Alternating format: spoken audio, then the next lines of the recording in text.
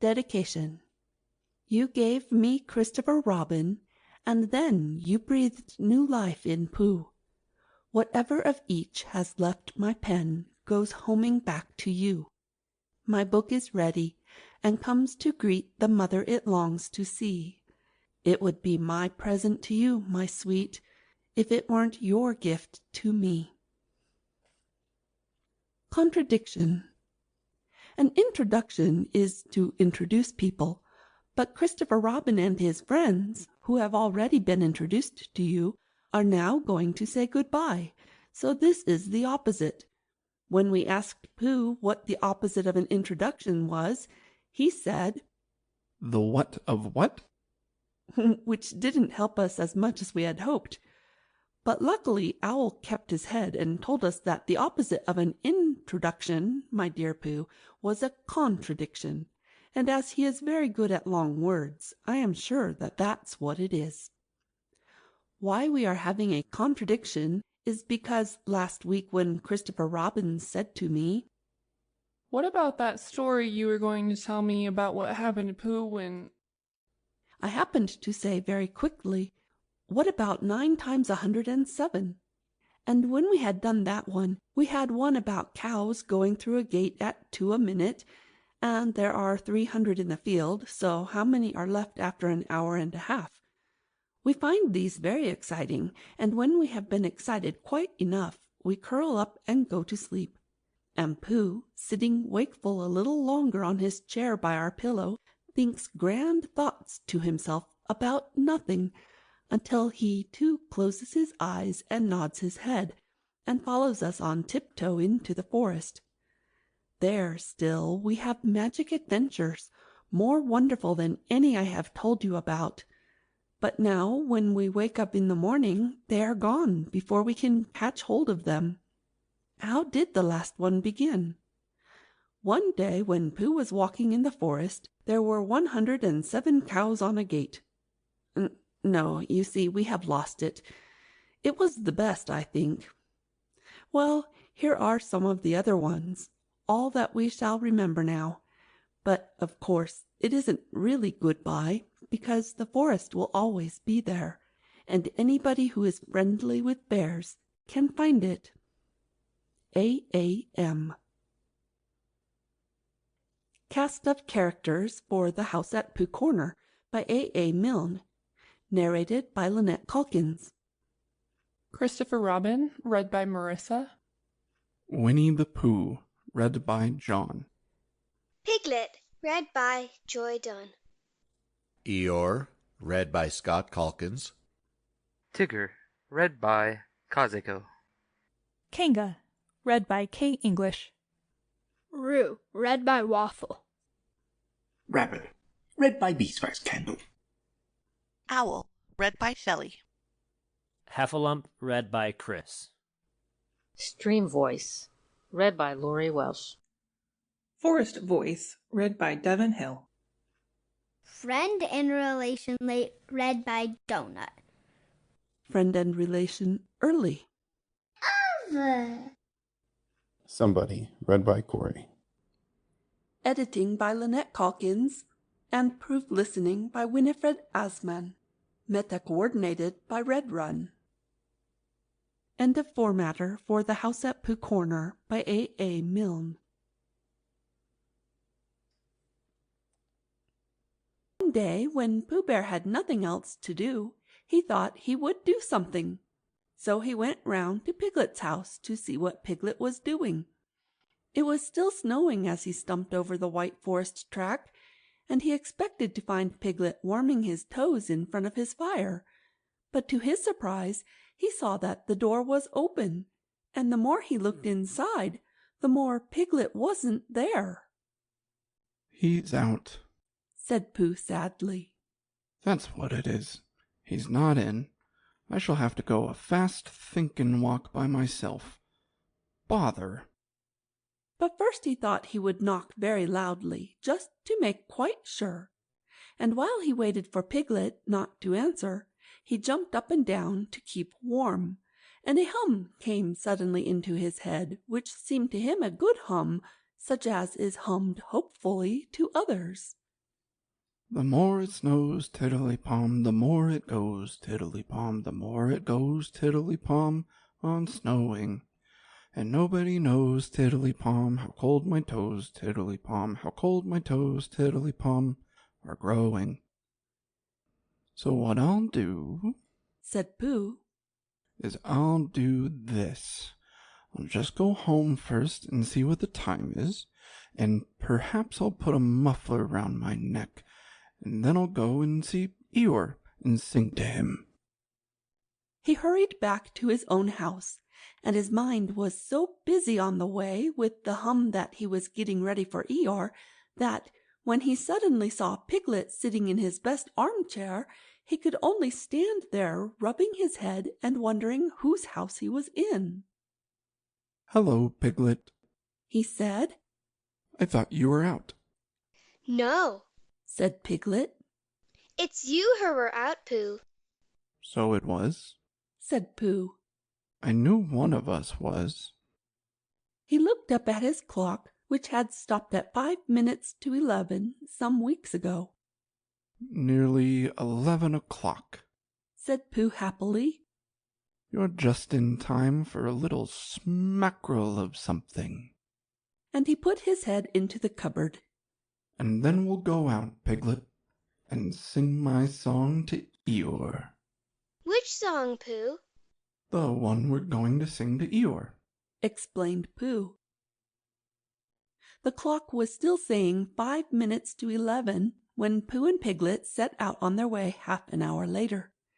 The wind had dropped, and the snow, tired of rushing round in circles trying to catch itself up, now fluttered gently down until it found a place on which to rest, and sometimes the place was Pooh's nose, and sometimes it wasn't, and in a little while Piglet was wearing a white muffler round his neck and feeling more snowy behind the ears than he had ever felt before. Pooh, he said at last, and a little timidly, because he didn't want Pooh to think he was giving in. I was just wondering, how would it be if we went home now and practiced your song, and then sang it to Eeyore tomorrow, or the next day, when we happen to see him? "That's a very good idea, Piglet," said Pooh. "We'll practice it now as we go along, but it's no good going home to practice it, because it's a special outdoor song, which has to be sung in the snow." Are you sure? asked Piglet anxiously. "Well, you'll see, Piglet, when you listen, because this is how it begins. The more it snows, tiddly-pom." Tiddly what? said Piglet. "Pom," said Pooh. "I put that in to make it more hummy. The more it goes, tiddly-pom, the more—" Didn't you say snows? "Yes, but that was before." Before the tiddly-pom? "It was a different tiddly-pom," said Pooh, feeling rather muddled now. "I'll sing it to you properly, and then you'll see." So he sang it again. The more it snows, tiddly-pom, the more it goes, tiddly-pom, the more it goes, tiddly-pom, on snowing. And nobody knows, tiddly-pom, how cold my toes, tiddly-pom, how cold my toes, tiddly-pom, are growing. He sang it like that, which is much the best way of singing it, and when he had finished, he waited for Piglet to say that, of all the outdoor hums for snowy weather he had ever heard, this was the best. And after thinking the matter out carefully, Piglet said, "Pooh," he said solemnly, "it isn't the toes so much as the ears."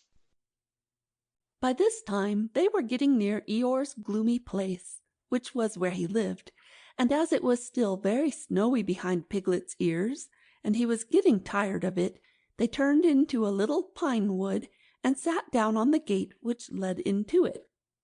They were out of the snow now, but it was very cold, and to keep themselves warm they sang Pooh's song right through 6 times, Piglet doing the tiddly-poms and Pooh doing the rest of it, and both of them thumping on the top of the gate with pieces of stick at the proper places.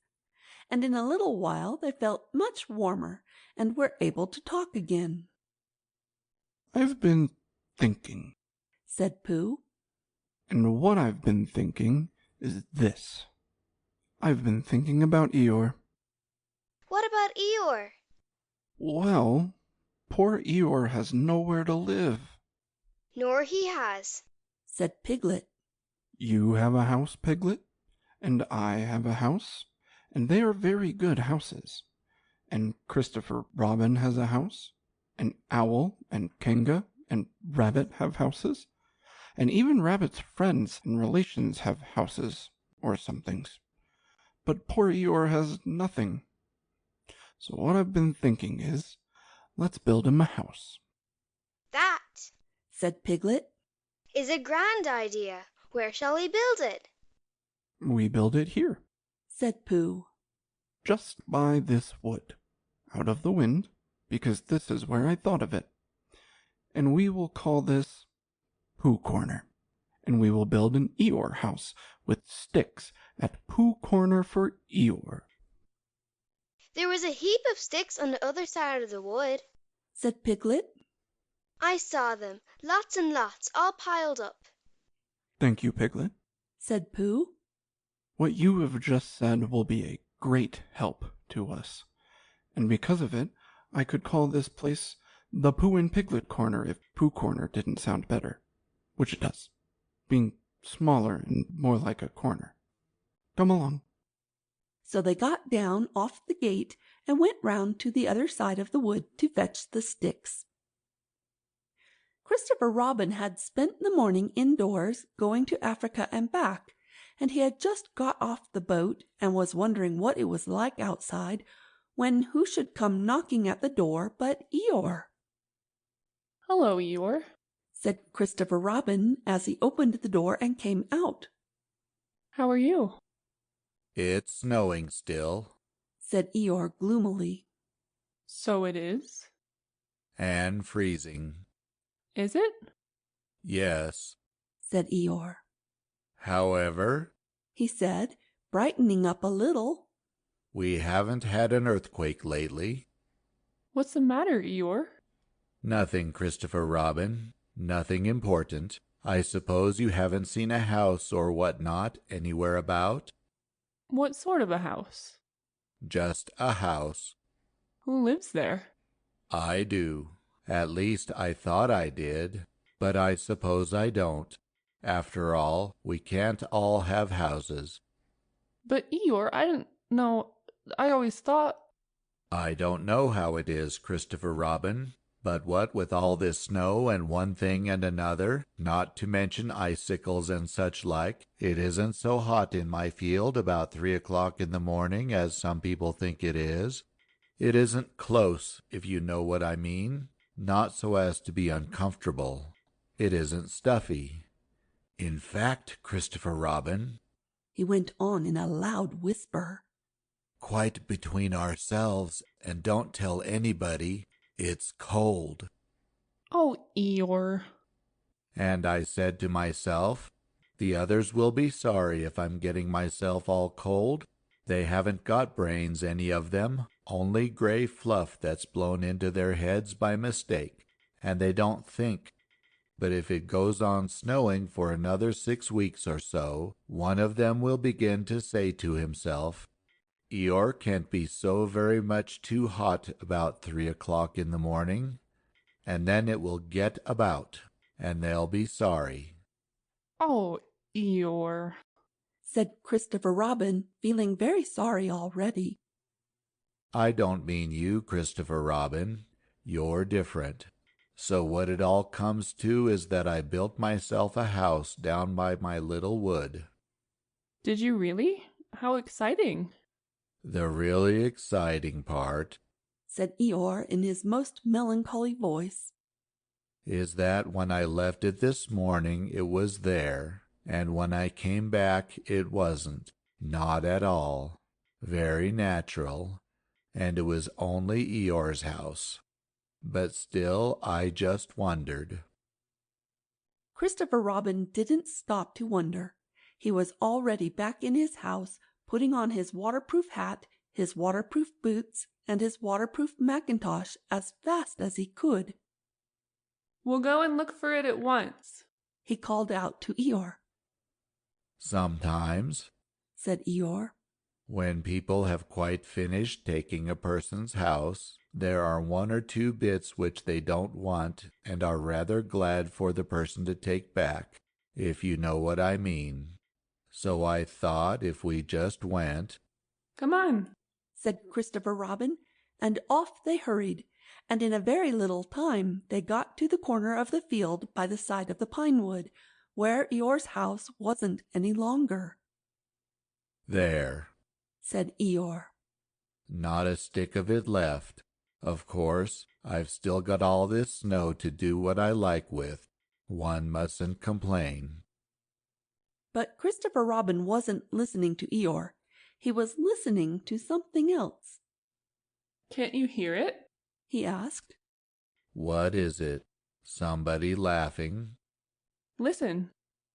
They both listened, and they heard a deep, gruff voice saying in a singing voice that the more it snowed, the more it went on snowing, and a small, high voice tiddly-pomming in between. It's Pooh, said Christopher Robin excitedly. Possibly, said Eeyore. And Piglet, said Christopher Robin excitedly. Probably, said Eeyore. What we want is a trained bloodhound. The words of the song changed suddenly. We've finished our house, sang the gruff voice. Tiddly-pum, sang the squeaky one. It's a beautiful house. Tiddly-pum, I wish it were mine. Tiddly-pum. Pooh! shouted Christopher Robin. The singers on the gate stopped suddenly. It's Christopher Robin, said Pooh eagerly. He's round by the place where we got all those sticks from, said Piglet. Come on, said Pooh. They climbed down their gate and hurried around the corner of the wood, Pooh making welcoming noises all the way. Why, here is Eeyore, said Pooh when he had finished hugging Christopher Robin, and he nudged Piglet, and Piglet nudged him, and they thought to themselves what a lovely surprise they had got ready. Hello, Eeyore. Same to you, Pooh Bear, and twice on Thursdays, said Eeyore gloomily. Before Pooh could say, "Why, Thursdays?" Christopher Robin began to explain the sad story of Eeyore's lost house, and Pooh and Piglet listened, and their eyes seemed to get bigger and bigger. Where did you say it was? asked Pooh. Just here, said Eeyore. Made of sticks? Yes. Oh, said Piglet. What? said Eeyore. I just said oh, said Piglet nervously, and so as to seem quite at ease, he hummed Tiddly-Pom once or twice in a what shall we do now kind of way. You're sure it was a house? said Pooh. I mean, you're sure the house was just here? Of course I am, said Eeyore, and he murmured to himself, No brain at all, some of them. Why, what's the matter, Pooh? asked Christopher Robin. Well, said Pooh. The fact is... said Pooh. Well, the fact is... said Pooh. You see... said Pooh. It's like this, said Pooh, and something seemed to tell him that he wasn't explaining very well, and he nudged Piglet again. It's like this, said Piglet quickly. Only warmer, he added after deep thought. What's warmer? The other side of the wood where Eeyore's house is. My house? said Eeyore. My house was here. No, said Piglet firmly. The other side of the wood. 'Cause of being warmer, said Pooh. But I ought to know. Come and look, said Piglet simply, and he led the way. There wouldn't be 2 houses, said Pooh. not so close together. They came round the corner, and there was Eeyore's house, looking as comfy as anything. There you are, said Piglet. Inside as well as outside, said Pooh proudly. Eeyore went inside and came out again. It's a remarkable thing, he said. It is my house, and I built it where I said I did, so the wind must have blown it here, and the wind blew it right over the wood, and blew it down here, and here it is as good as ever. In fact, better in places. Much better, said Pooh and Piglet together. It just shows what can be done by taking a little trouble, said Eeyore. Do you see, Pooh? Do you see, Piglet? Brains first and then hard work. Look at it. That's the way to build a house, said Eeyore proudly. So they left him in it, and Christopher Robin went back to lunch with his friends Pooh and Piglet, and on the way they told him of the awful mistake they had made, and when he finished laughing, they all sang the outdoor song for snowy weather the rest of the way home, Piglet, who was not quite sure of his voice, putting in the tiddly-palms again. And I know it seems easy, said Piglet to himself, but it isn't everyone who could do it. End of chapter 1. Winnie the Pooh woke up suddenly in the middle of the night and listened. Then he got out of bed and lit his candle and stumped across the room to see if anybody was trying to get into his honey cupboard, and they weren't, so he stumped back again, blew out his candle, and got into bed. Then he heard the noise again. Is that you, Piglet? he said, but it wasn't. Come in, Christopher Robin, he said, but Christopher Robin didn't. Tell me about it tomorrow, Eeyore, said Pooh sleepily, but the noise went on. Water, water, water, water, water, said whatever it was, and Pooh found that he wasn't asleep after all. What could it be? he thought. There are lots of noises in the forest, but this is a different one. It isn't a growl, and it isn't a purr, and it isn't a bark, and it isn't the noise you make before beginning a piece of poetry, but it's a noise of some kind, made by a strange animal, and he's making it outside my door. So I shall get up and ask him not to do it. He got out of bed and opened his front door. Hello, said Pooh, in case there was anything outside. Hello, said whatever it was. Oh, said Pooh. Hello. Hello. Oh, there you are, said Pooh. Hello. Hello, said the strange animal, wondering how long this was going on. Pooh was just going to say "Hallo" for the 4th time when he thought that he wouldn't, so he said, Who is it? instead. Me, said a voice. Oh, said Pooh. Well, come here. So whatever it was came here, and in the light of the candle he and Pooh looked at each other. I'm Pooh, said Pooh. I'm Tigger, said Tigger. Oh, said Pooh, for he had never seen an animal like this before. Does Christopher Robin know about you? Of course he does, said Tigger.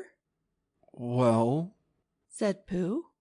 It's the middle of the night, which is a good time for going to sleep. And tomorrow morning, we'll have some honey for breakfast. Do Tiggers like honey? They like everything, said Tigger cheerfully. Then if they like going to sleep on the floor, I'll go back to bed, said Pooh. And we'll do things in the morning. Good night. And he got back into bed and went fast asleep. When he awoke in the morning, the first thing he saw was Tigger sitting in front of the glass and looking at himself. Hello, said Pooh. Hello, said Tigger. I found somebody just like me. I thought I was the only one of 'em. Pooh got out of bed and began to explain what a looking-glass was, but just as he was getting to the interesting part, Tigger said, Excuse me a moment, but there's something climbing up your table. And with one loud, Woota, woota, woota, woota, woota, he jumped at the end of the tablecloth, pulled it to the ground, wrapped himself up in it 3 times, rolled to the other end of the room, and, after a terrible struggle, got his head into the daylight again, and said cheerfully, Have I won? That's my tablecloth, said Pooh, as he began to unwind Tigger. I wondered what it was, said Tigger. It goes on the table, and you put things on it. Then why did it try to bite me when I wasn't looking? I don't think it did, said Pooh. It tried, said Tigger. But I was too quick for it. Pooh put the cloth back on the table, and he put a large honey pot on the cloth, and they sat down to breakfast. And as soon as they sat down, Tigger took a large mouthful of honey, and he looked up at the ceiling with his head on one side, and made exploring noises with his tongue, and considering noises, and what have we got here noises. And then he said in a very decided voice, Tiggers don't like honey. Oh, said Pooh, and tried to make it sound sad and regretful. I thought they liked everything. Everything except honey, said Tigger. Pooh felt rather pleased about this, and said that, as soon as he had finished his own breakfast, he would take Tigger round to Piglet's house, and Tigger could try some of Piglet's haycorns. Thank you, Pooh, said Tigger. Because haycorns is really what Tiggers like best. So after breakfast they went round to see Piglet, and Pooh explained as they went that Piglet was a very small animal who didn't like bouncing, and asked Tigger not to be so bouncy just at first. And Tigger, who had been hiding behind trees and jumping out on Pooh's shadow when it wasn't looking, said that Tiggers were only bouncy before breakfast, and that as soon as they had had a few acorns they became quiet and refined. So by and by they knocked at the door of Piglet's house. Hello, Pooh, said Piglet. Hello, Piglet. This is Tigger, Oh, is it? said Piglet, and he edged round to the other side of the table. I thought Tiggers were smaller than that. Not the big ones, said Tigger. They like acorns? said Pooh. So that's what we've come for, because poor Tigger hasn't had any breakfast yet. Piglet pushed the bowl of acorns toward Tigger and said, Help yourself. And then he got close up to Pooh and felt much braver, and said, So you're Tigger. Well, well. In a careless sort of voice. But Tigger said nothing because his mouth was full of acorns. After a long munching noise, he said, E-ers, O-I-A-ors. And when Pooh and Piglet said, What? he said, Scoozy, and went outside for a moment. When he came back, he said firmly, Tiggers don't like acorns. But you said they liked everything except honey, said Pooh. Everything except honey and acorns, explained Tigger. When he heard this, Pooh said, "Oh, I see." And Piglet, who was rather glad that Tiggers didn't like acorns, said, What about thistles? Thistles? Said Tigger. It's what Tiggers like best. Then let's go along and see Eeyore, said Piglet. So the three of them went, and after they had walked and walked and walked, they came to the part of the forest where Eeyore was. "Hello, Eeyore," said Pooh. "This is Tigger." "What is?" said Eeyore. This, explained Pooh and Piglet together, and Tigger smiled his happiest smile and said nothing. Eeyore walked all round Tigger one way, and then turned and walked all round him the other way. "What did you say it was?" he asked. "Tigger." "Ah," said Eeyore. He's just come, explained Piglet. "Ah," said Eeyore again. He thought for a long time, and then said, "When is he going?" Pooh explained to Eeyore that Tigger was a great friend of Christopher Robin's, who had come to stay in the forest, and Piglet explained to Tigger that he mustn't mind what Eeyore said, because he was always gloomy. And Eeyore explained to Piglet that, on the contrary, he was feeling particularly cheerful this morning. And Tigger explained to anybody who was listening that he hadn't had any breakfast yet. "I knew there was something," said Pooh. "Tiggers always eat thistles. So that was why we came to see you, Eeyore." "Don't mention it, Pooh." "Oh, Eeyore, I didn't mean that I didn't want to see you." "Quite, quite. But your new stripy friend, naturally, he wants his breakfast. What did you say his name was?" "Tigger." "Then come this way, Tigger." Eeyore led the way to the most thistly-looking patch of thistles that ever was, and waved a hoof at it. "A little patch I was keeping for my birthday," he said. "But after all, what are birthdays? Here today and gone tomorrow. Help yourself, Tigger." Tigger thanked him and looked a little anxiously at Pooh. Are these really thistles? he whispered. "Yes," said Pooh. What Tiggers like best? "That's right," said Pooh. I see, said Tigger. So he took a large mouthful, and he gave a large crunch. Oh! said Tigger. He sat down and put his paw in his mouth.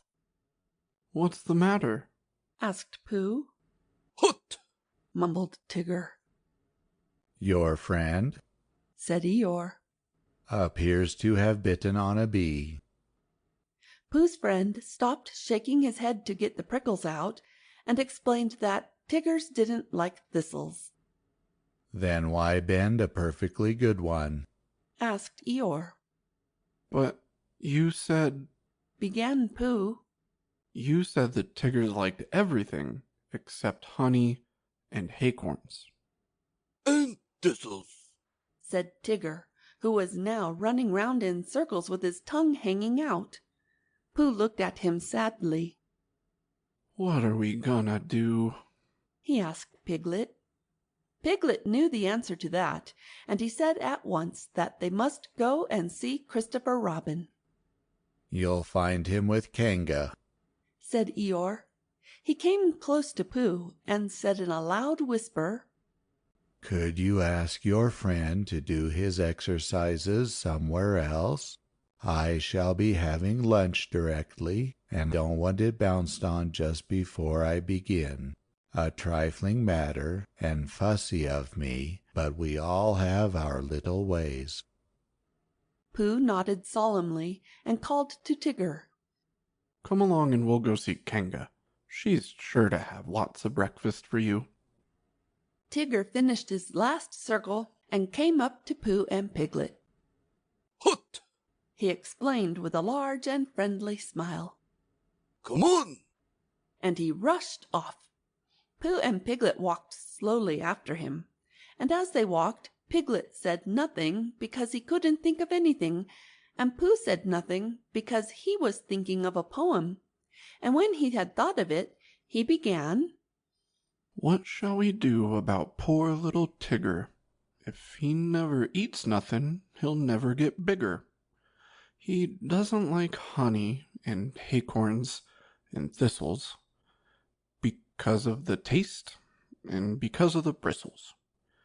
And all the good things which an animal likes have the wrong sort of swallow or too many spikes."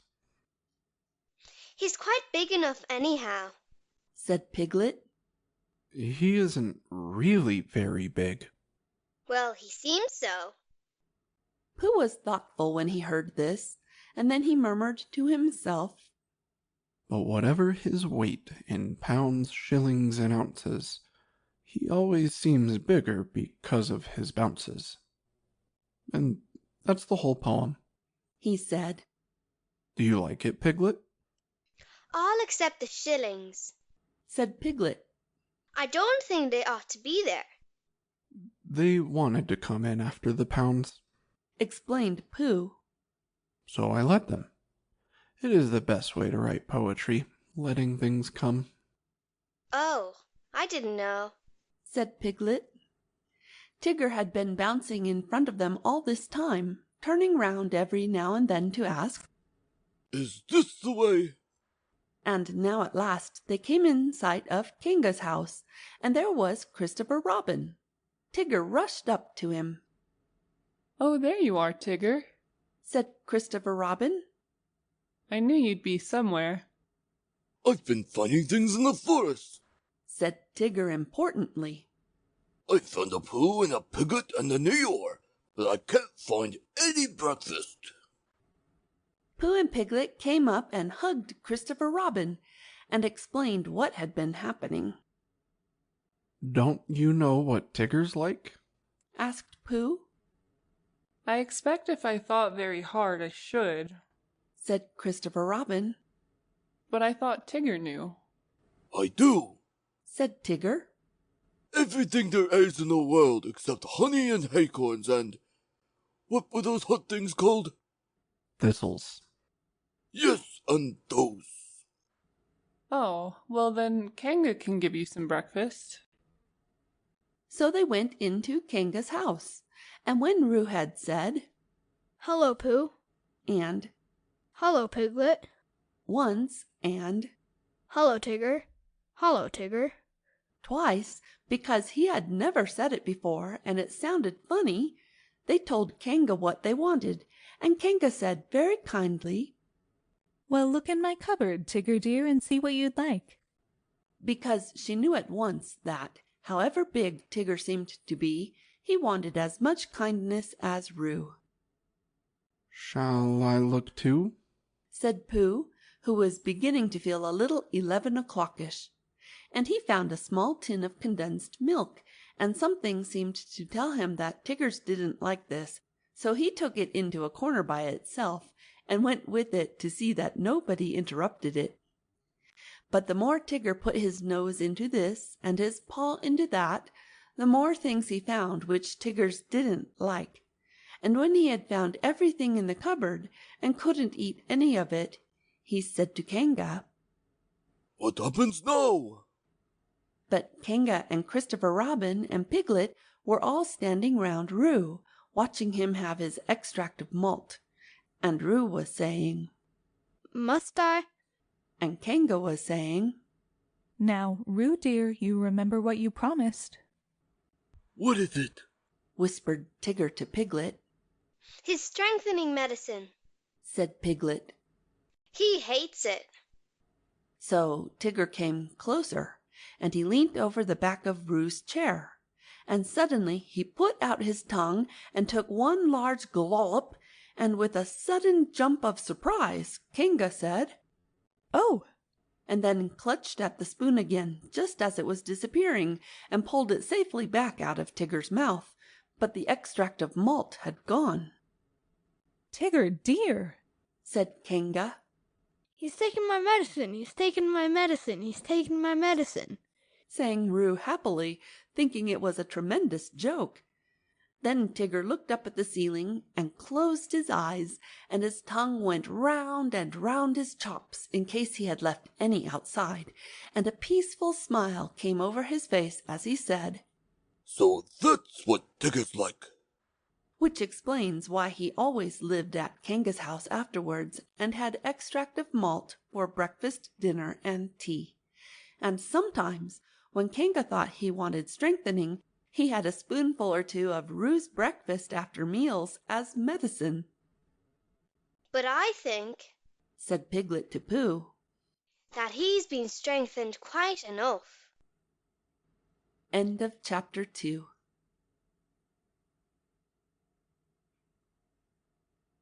Pooh was sitting in his house one day, counting his pots of honey, when there came a knock on the door. 14? said Pooh. Come in. 14?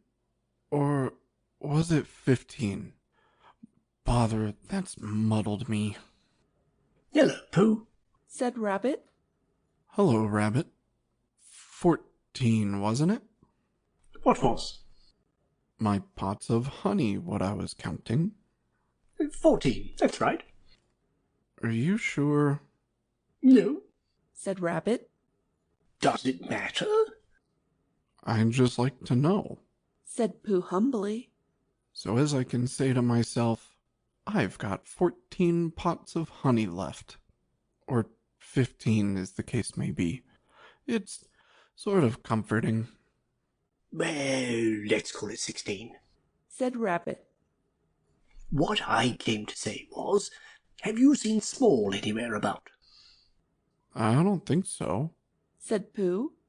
And then, after thinking a little more, he said, Who is Small?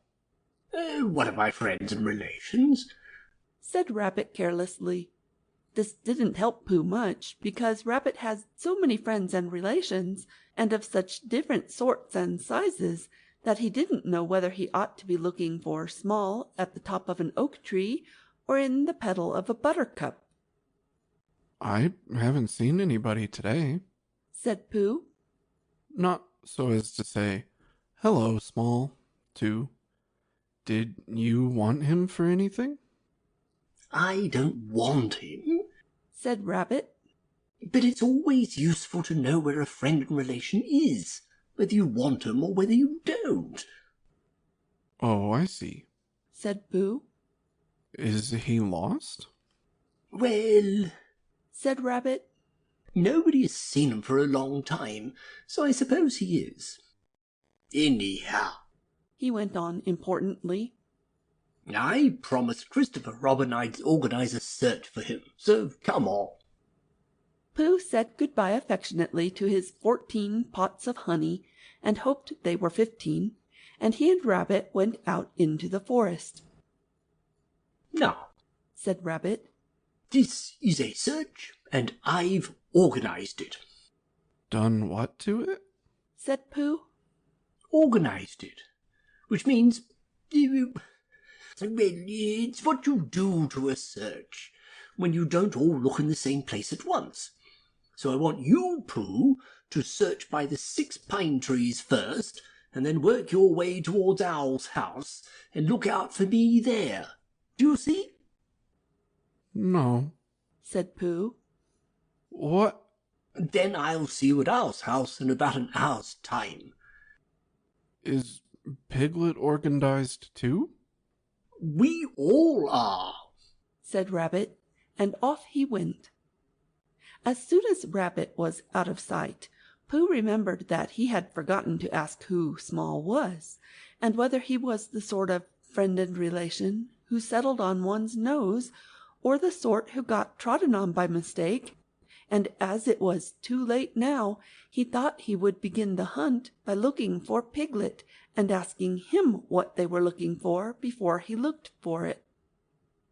And it's no good looking at the 6 pine trees for Piglet, said Pooh to himself, because he's been organized in a special place of his own. So I shall have to look for the special place first. I wonder where it is. And he wrote it down in his head like this. Order of looking for things. 1. Special place. To find Piglet. 2. Piglet. To find who Small is. 3. Small. To find Small. 4. Rabbit.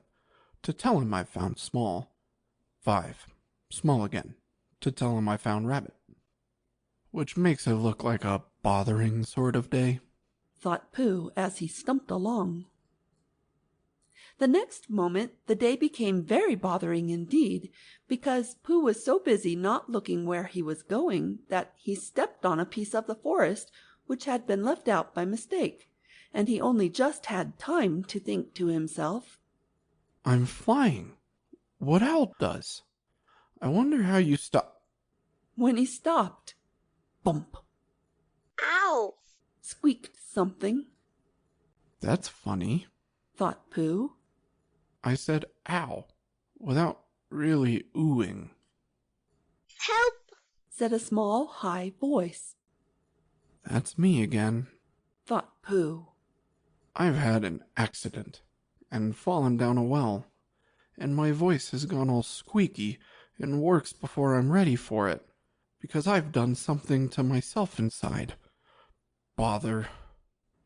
Help! Help! There you are. I say things when I'm not trying, so it must be a very bad accident. And then he thought that perhaps when he did try to say things, he wouldn't be able to. So, to make sure, he said loudly, A very bad accident to Pooh Bear. Pooh! Squeaked the voice. It's Piglet, cried Pooh eagerly. Where are you? Underneath, said Piglet in an underneath sort of way. Underneath what? You!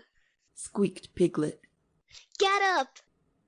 Oh, said Pooh, and scrambled up as quickly as he could. Did I fall on you, Piglet? You fell on me, said Piglet, feeling himself all over. I didn't mean to, said Pooh sorrowfully. I didn't mean to be underneath, said Piglet sadly. But I'm all right now, Pooh, and I am so glad it was you. What's happened? said Pooh. Where are we? I think we're in a sort of pit. I was walking along, looking for somebody, and then suddenly I wasn't any more, and just when I got up to see where I was, something fell on me, and it was you. So it was, said Pooh. Yes, said Piglet. Pooh, he went on nervously, and came a little closer. Do you think we're in a trap? Pooh hadn't thought about it at all, but now he nodded, for suddenly he remembered how he and Piglet had once made a Pooh trap for Heffalumps, and he guessed what had happened. He and Piglet had fallen into a Heffalump trap for Poohs. That's what it was. What happens when the Heffalump comes? Asked Piglet tremblingly when he had heard the news. Perhaps he won't notice you, Piglet, said Pooh encouragingly. Because you're a very small animal. But he'll notice you, Pooh. He'll notice me, and I shall notice him, said Pooh, thinking it out. We'll notice each other for a long time, and then he'll say, Ho ho! Piglet shivered a little at the thought of that ho ho, and his ears began to twitch. Well, what will you say? He asked. Pooh tried to think of something he would say, but the more he thought, the more he felt that there is no real answer to ho ho, said by a Heffalump in the sort of voice this Heffalump was going to say it in. I shan't say anything, said Pooh at last. I shall just hum to myself, as if I was waiting for something. Then perhaps you'll say, Ho ho! Again? Suggested Piglet anxiously. He will? Said Pooh. Piglet's ears twitched so quickly that he had to lean them against the side of the trap to keep them quiet. He will say it again, said Pooh. and I shall go on humming, and that will upset him. Because when you say, ho ho, twice, in a gloating sort of way, and the other person only hums, you suddenly find, just as you begin to say it the third time, that, well, you find What? that it isn't, said Pooh. Isn't what? Pooh knew what he meant, but being a bear of very little brain, couldn't think of the words. Well, it just isn't, he said again. You mean it isn't ho-ho-ish anymore? said Piglet hopefully. Pooh looked at him admiringly and said that was what he meant, if you went on humming all the time, because you couldn't go on saying ho-ho forever. But he'll say something else, said Piglet. That's just it. He'll say, what's all this? And then I shall say, and this is a very good idea, Piglet, which I've just thought of. I shall say, it's a trap for a heffalump which I've made, and I'm waiting for the heffalump to fall in. And I shall go on humming. That will unsettle him. Pooh! cried Piglet, and now it was his turn to be the admiring one. You've saved us! Have I? said Pooh, not feeling quite sure. But Piglet was quite sure, and his mind ran on, and he saw Pooh and the Heffalump talking to each other, and he thought suddenly, and a little sadly, that it would have been rather nice if it had been Piglet and the Heffalump talking so grandly to each other, and not Pooh, much as he loved Pooh, because he really had more brain than Pooh, and the conversation would go better if he and not Pooh were doing one side of it, and it would be comforting afterwards in the evenings to look back on the day when he answered a Heffalump back as bravely as if the Heffalump wasn't there. It seemed so easy now. He knew just what he would say. Heffalump gloatingly. Ho, ho! Piglet carelessly. Tra-la-la-la-la, tra-la-la. Heffalump surprised and not quite so sure of himself. Ho, ho! Piglet more carelessly still. Tiddle-um-tum, tiddle-um-tum. Heffalump beginning to say ho-ho and turning it awkwardly into a cough. What's all this? Piglet surprised. Hello, this is a trap I made, and I'm waiting for a Heffalump to call into it. Heffalump greatly disappointed. Oh. After a long silence. Are you sure? Piglet. Yes. Heffalump. Oh. Nervously. I thought it was a trap I'd made to catch piglets. Piglet surprised. Oh no. Heffalump. Oh. Apologetically. I must have got it wrong then. Piglet. I'm afraid so. Politely. I'm sorry. He goes on humming. Heffalump. Well, I suppose I'd better be getting back? Piglet looking up carelessly. Must you? Well, if you see Christopher Robin anywhere, you might tell him I want him. Heffalump, eager to please. Certainly, certainly. He hurries off. Pooh, who wasn't going to be there, but we find we can't do without him. Oh, Piglet, how brave and clever you are. Piglet modestly. Not at all, Pooh. And then, when Christopher Robin comes, Pooh can tell him all about it. While Piglet was dreaming this happy dream, and Pooh was wondering again whether it was 14 or 15, the search for Small was still going on all over the forest. Small's real name was Very Small Beetle, but he was called Small for short when he was spoken to at all, which hardly ever happened except when somebody said, Really small. He had been staying with Christopher Robin for a few seconds, and he started round a gorse bush for exercise, but instead of coming back the other way, as expected, he hadn't, so nobody knew where he was. I expect he's just gone home, said Christopher Robin to Rabbit.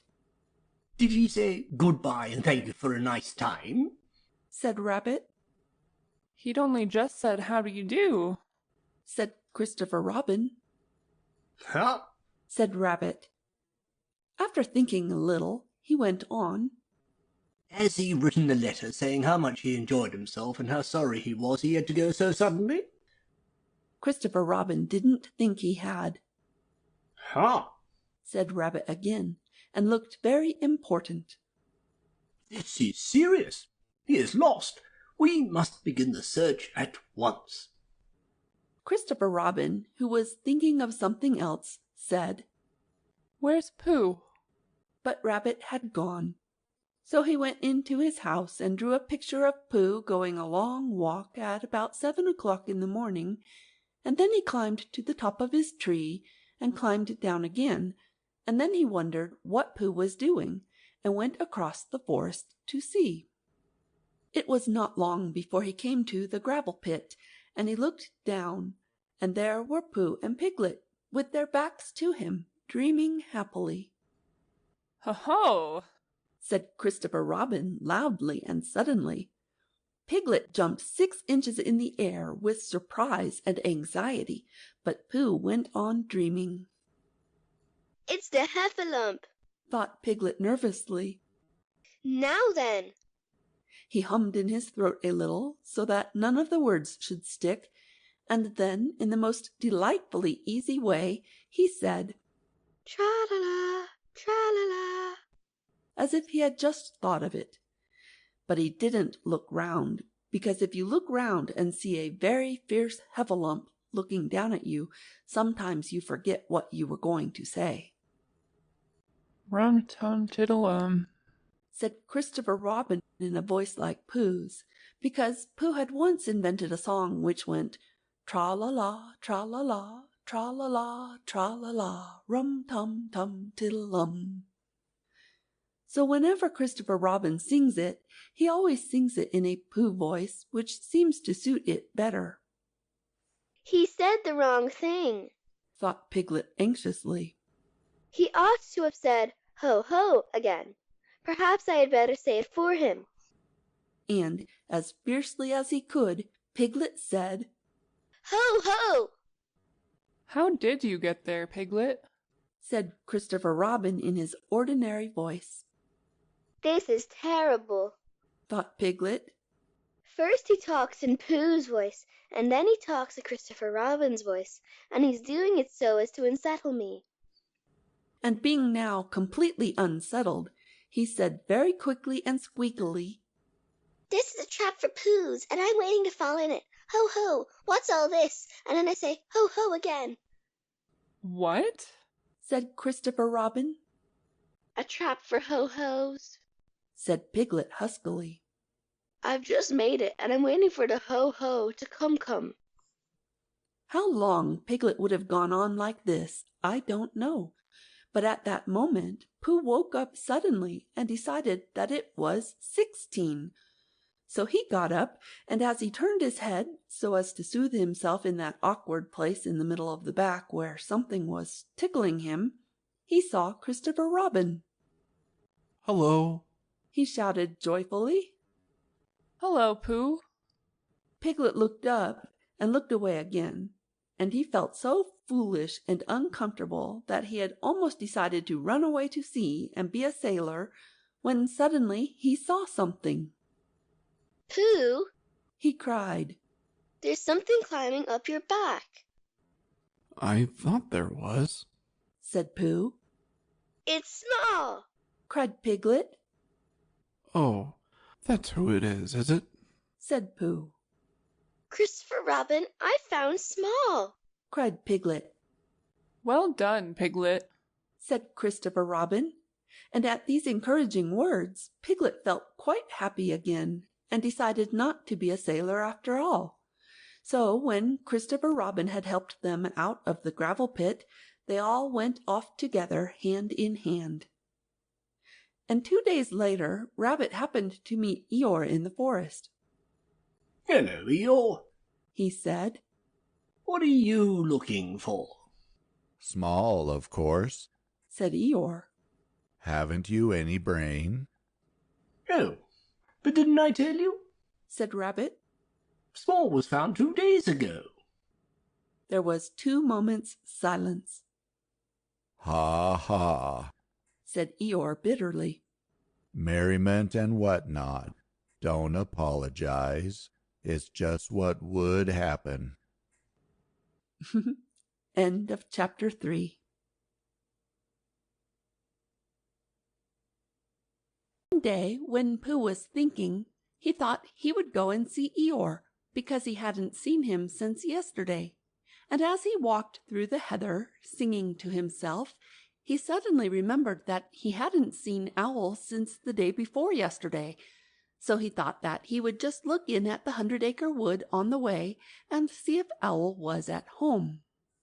Well, he went on singing until he came to the part of the stream where the stepping stones were, and when he was in the middle of the 3rd stone, he began to wonder how Kanga and Roo and Tigger were getting on, because they all lived together in a different part of the forest, and he thought, I haven't seen Roo for a long time, and if I don't see him today, it will be a still longer time. So he sat down on the stone in the middle of the stream and sang another verse of his song while he wondered what to do. The other verse of the song was like this. I could spend a happy morning seeing Roo. I could spend a happy morning being Pooh. For it doesn't seem to matter if I don't get any fatter, and I don't get any fatter, what I do. The sun was so delightfully warm, and the stone, which had been sitting in it for a long time, was so warm, too, that Pooh had almost decided to go on being Pooh in the middle of the stream for the rest of the morning, when he remembered Rabbit. Rabbit, said Pooh to himself. I like talking to Rabbit. He talks about sensible things. He doesn't use long, difficult words like Owl. He uses short, easy words like, what about lunch? And help yourself, Pooh. I suppose, really, I ought to go see Rabbit. Which made him think of another verse. Oh, I like his way of talking, yes I do. It's the nicest way of talking just for 2.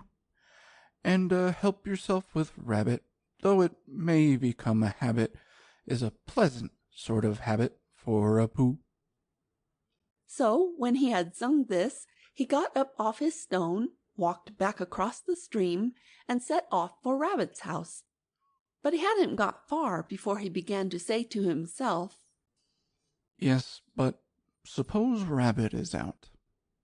Or suppose I get stuck in his front door again, coming out, as I did once when his front door wasn't big enough?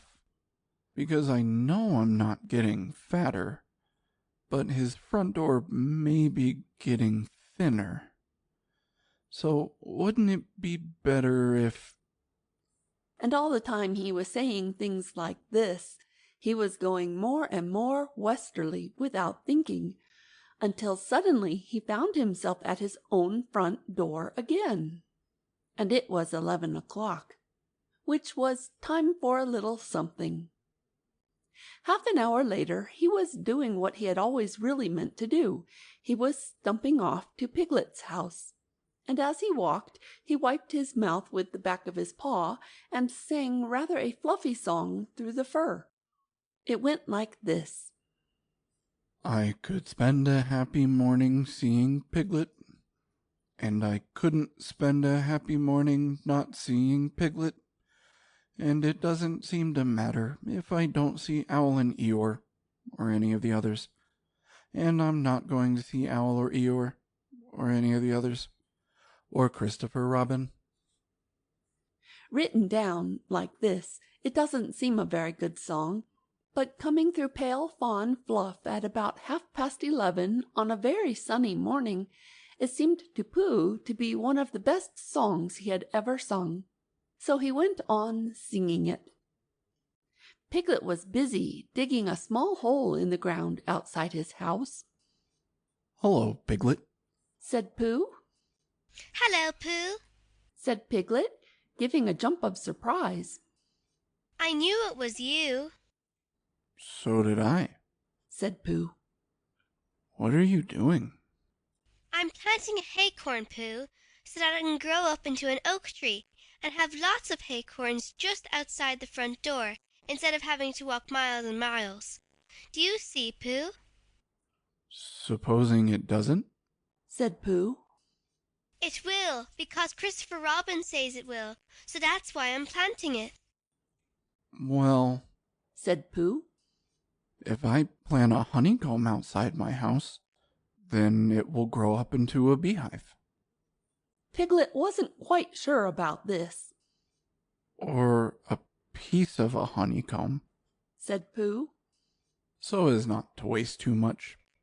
Only then I might only get a piece of a beehive, and it might be the wrong piece, where the bees were buzzing and not honeying. Bother." Piglet agreed that it would be rather bothering. "Besides, Pooh, it's a very difficult thing, planting, unless you know how to do it," he said, and he put the acorn in the hole he had made and covered it up with earth and jumped on it. "I do know," said Pooh, "because Christopher Robin gave me a nasturtium seed, and I planted it, and I'm gonna have nasturtiums all over the front door." "I thought they were called nasturtiums," said Piglet timidly as he went on jumping. "No," said Pooh, "not these. These are called nasturtiums." When Piglet had finished jumping, he wiped his paws on his front and said, "What shall we do now?" And Pooh said, "Let's go see Kanga and Roo and Tigger." And Piglet said, Yes, let's," because he was still a little anxious about Tigger, who was a very bouncy animal with a way of saying, "How do you do?" which always left your ears full of sand, even after Kanga had said, "Gently, Tigger dear," and had helped you up again. So they set off for Kanga's house. Now it happened that Kanga had felt rather motherly that morning, and wanting to count things, like Roo's vests, and how many pieces of soap there were left, and the 2 clean spots in Tigger's feeder. So she had sent them out with a packet of watercress sandwiches for Roo, and a packet of extract of malt sandwiches for Tigger, to have a nice long morning in the forest, not getting into mischief. And off they had gone. And as they went, Tigger told Roo, who wanted to know, all about the things that Tiggers could do. "Can they fly?" asked Roo. "Yes," said Tigger. "They're very good flyers, Tiggers are. Stormy good flyers." "Ooh," said Roo. "Can they fly as well as Owl?" "Yes," said Tigger. "Only they don't want to." "Why don't they want to?" "Well, they just don't like it somehow." Roo couldn't understand this, because he thought it would be lovely to be able to fly, but Tigger said it was difficult to explain to anybody who wasn't a Tigger himself. "Well," said Roo, "can they jump as far as Kangas?" "Yes," said Tigger. "when they want to." "I love jumping," said Roo. "Let's see who can jump farthest, you or me." "I can," said Tigger. But we mustn't stop now, or we shall be late. Late for what? For whatever we want to be in time for, said Tigger, hurrying on. In a little while they came to the 6 pine trees. I can swim, said Roo. I fell into the river and I swimmed. Can Tigger swim? Of course they can. Tiggers can do everything. Can they climb trees better than Pooh? asked Roo, stopping under the tallest pine tree and looking up at it. Climbing trees is what they do best, said Tigger. Much better than Pooh's.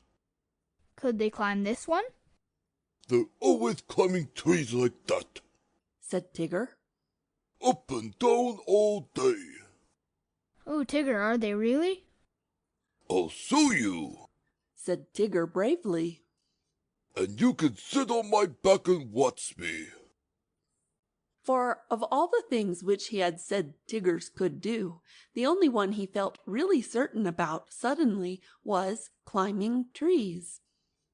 Ooh, Tigger, ooh, Tigger, ooh, Tigger, squeaked Roo excitedly. So he sat on Tigger's back, and up they went.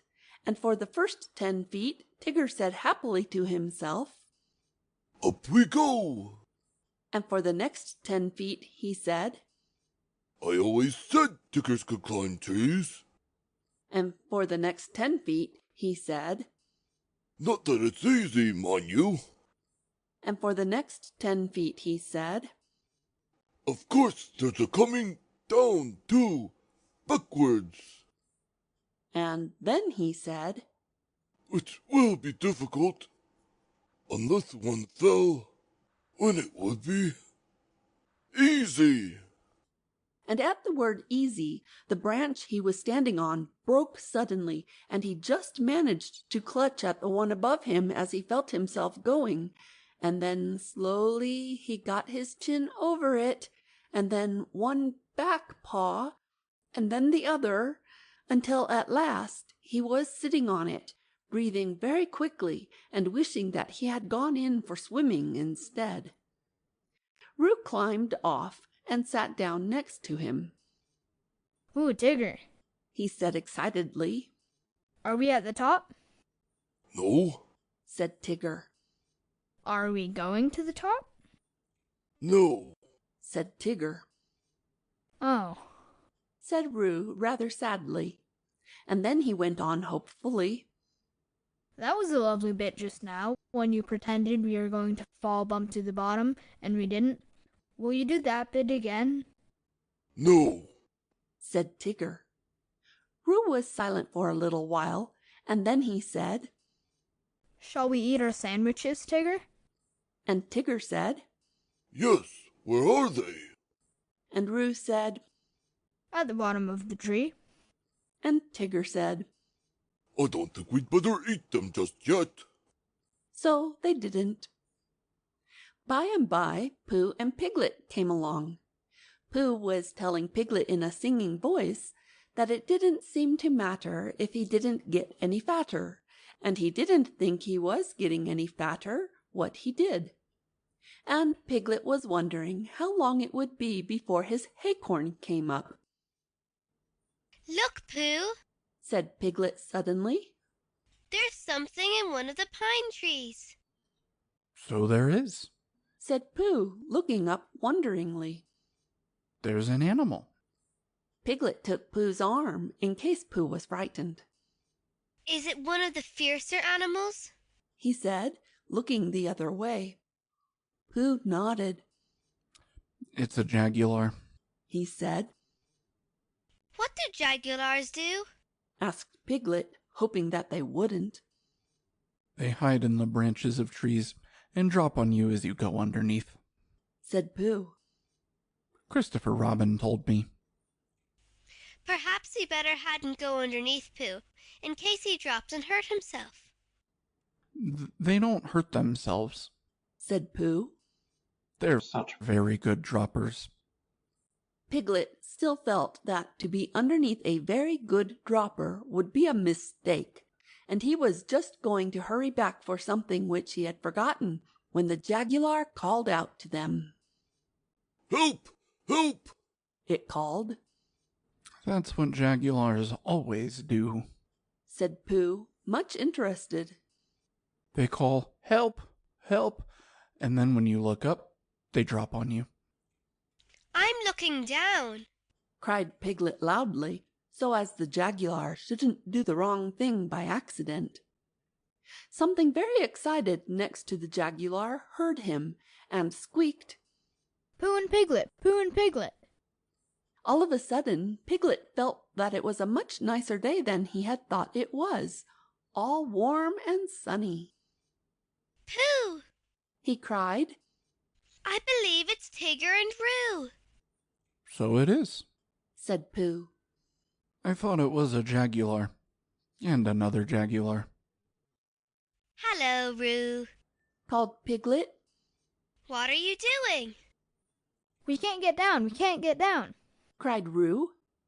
Isn't it fun? Pooh, isn't it fun? Tigger and I are living in a tree like Owl, and we are going to stay here forever and ever. I can see Piglet's house. Piglet, I can see your house from here. Aren't we high? Is Owl's house as high up as this? How did you get there, Roo? asked Piglet. On Tigger's back. And Tiggers can't climb downwards because their tails get in the way, only upwards. And Tigger forgot about that when we started, and he's only just remembered. So we've got to stay here forever and ever. Unless we go higher. What did you say, Tigger? Oh, Tigger says if we go higher, we shan't be able to see Piglet's house so well. So we're going to stop here. Piglet, said Pooh solemnly when he had heard all this. What shall we do? And he began to eat Tigger's sandwiches. Are they stuck? asked Piglet anxiously. Pooh nodded. Couldn't you climb up to them? I might, Piglet, and I might bring Roo down on my back, but I couldn't bring Tigger down, so we must think of something else to do. And in a thoughtful way, he began to eat Roo's sandwiches too. Whether he would have thought of anything before he had finished the last sandwich, I don't know, but he had just got to the last but one when there was a crackling in the bracken, and Christopher Robin and Eeyore came strolling along together. I shouldn't be surprised if it hailed a good deal tomorrow, Eeyore was saying. Blizzards and what not. Being fine today doesn't mean anything. It has no what's that word? Well, it has none of that. It's just a small piece of weather. There's Pooh, said Christopher Robin, who didn't much mind what it did tomorrow as long as he was out in it. Hello, Pooh. It's Christopher Robin, said Piglet. He'll know what to do. They hurried up to him. Oh, Christopher Robin, began Pooh. And Eeyore, said Eeyore. Tigger and Roo are right up the 6 pine trees, and they can't get down, and I was just saying, put in Piglet, that if only Christopher Robin and Eeyore, if only you were here, then we could think of something to do. Christopher Robin looked up at Tigger and Roo and tried to think of something. I thought, said Piglet earnestly, that if Eeyore stood at the bottom of the tree, and if Pooh stood on Eeyore's back, and if I stood on Pooh's shoulders, and if Eeyore's back snapped suddenly, then we could all laugh, ha ha. Amusing in a quiet way, said Eeyore, but not really helpful. Well, said Piglet meekly, I thought.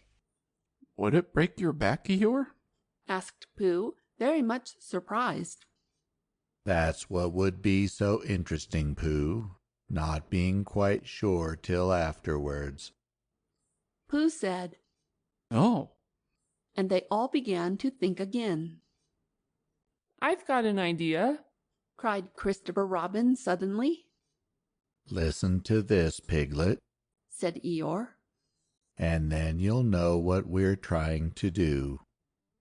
I'll take off my tunic, and we'll each hold a corner, and then Roo and Tigger can jump into it, and it will be all soft and bouncy for them, and they won't hurt themselves. Getting Tigger down, said Eeyore, and not hurting anybody. Keep those two ideas in your head, Piglet, and you'll be all right. But Piglet wasn't listening. He was so agog at the thought of seeing Christopher Robin's blue braces again. He had only seen them once before when he was much younger, and being a little overexcited by them, had had to go to bed half an hour earlier than usual, and he had always wondered since if they were really as blue and as bracing as he had thought them. So when Christopher Robin took his tunic off, and they were, he felt quite friendly to Eeyore again, and held the corner of the tunic next to him, and smiled happily at him. And Eeyore whispered back, I'm not saying there won't be an accident now, mind you. They're funny things, accidents. You never have them till you're having them. When Roo understood what he had to do, he was wildly excited, and cried out, Tigger, Tigger, we're gonna jump. Look at me jumping, Tigger. Like flying my jumping will be. Can Tiggers do it? And he squeaked out, I'm coming, Christopher Robin. And he jumped straight into the middle of the tunic, and he was going so fast that he bounced up again almost as high as where he was before, and went on bouncing and saying, Ooh! for quite a long time. And then at last he stopped and said, Ooh, lovely. And they put him on the ground. Come on, Tigger, he called out. It's easy. But Tigger was holding on to the branch and saying to himself, It's all very well for jumping animals like kangaroos, but it's quite different for swimming animals like tigers. And he thought of himself floating on his back down a river, or striking out from one island to another, and he felt that that was really the life for a Tigger.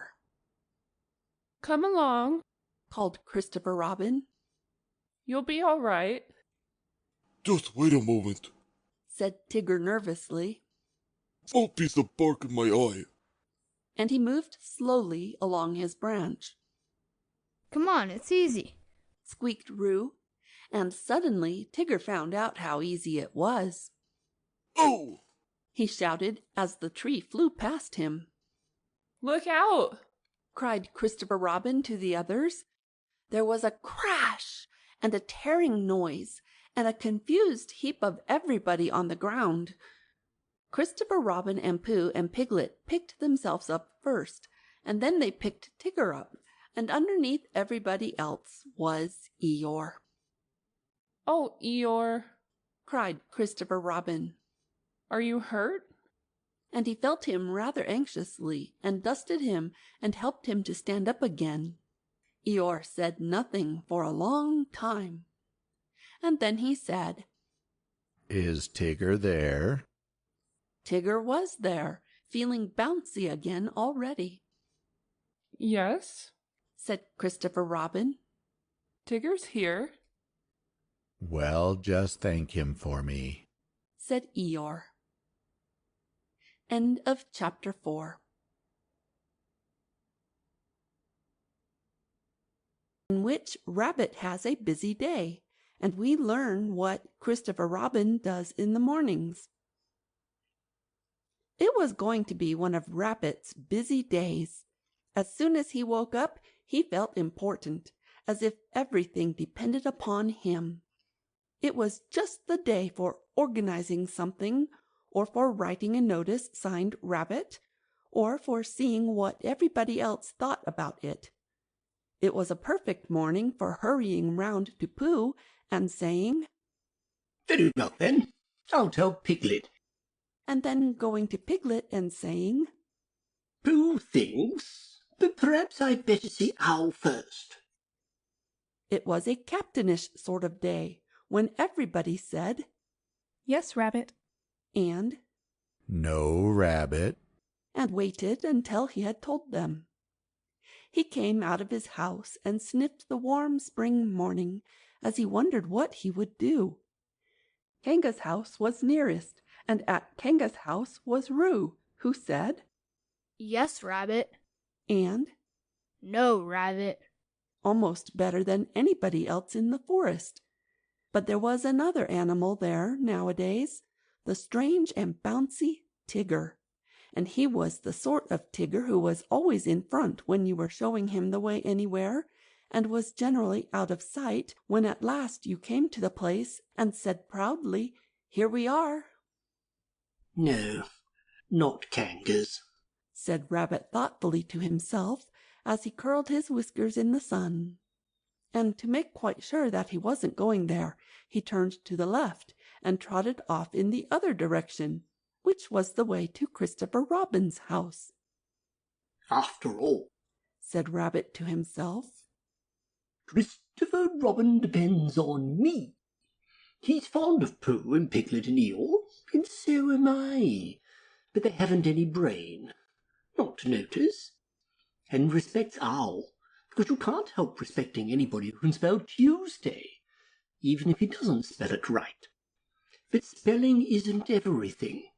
There are days when spelling Tuesday simply doesn't count. And Kanga is too busy looking after Roo, and Roo is too young, and Tigger is too bouncy to be any help. So there's really nobody but me when you come to look at it. I'll go and see if there's anything he wants doing, and then I'll do it for him. It's just the day for doing things." He trotted along happily, and by he crossed the stream and came to the place where his friends and relations lived. There seemed to be even more of them about than usual this morning, and having nodded to a hedgehog or two, with whom he was too busy to shake hands, and having said, "Good morning, good morning," importantly to some of the others, and "Ah, there you are," kindly to the smaller ones, he waved a paw at them over his shoulder and was gone, leaving such an air of excitement and I don't know what behind him that several members of the beetle family, including Henry Rush, made their way at once to the 100-acre wood and began climbing trees, in the hope of getting to the top before it happened, whatever it was, so that they might see it properly. Rabbit hurried on by the edge of the 100-acre wood, feeling more important every minute, and soon he came to the tree where Christopher Robin lived. He knocked at the door, and he called out once or twice, and then he walked back a little way and put his paw up to keep the sun out, and called to the top of the tree, and then he turned all around and shouted, "Hello!" and "I say, it's Rabbit." But nothing happened. Then he stopped and listened, and everything stopped and listened with him, and the forest was very lone and still and peaceful in the sunshine, until suddenly 100 miles above him a lark began to sing. "Bother," said Rabbit. "He's gone out." He went back to the green front door, just to make sure, and he was turning away, feeling that his morning had got all spoilt, when he saw a piece of paper on the ground, and there was a pin in it, as if it had fallen off the door. "Ha!" said Rabbit, feeling quite happy again. "Another notice." This is what it said. Gone out. Backson. Busy. Backson. CR. "Ha!" said Rabbit again.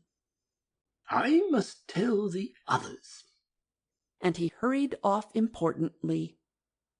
The nearest house was Owl's, and to Owl's house in the 100-acre wood he made his way.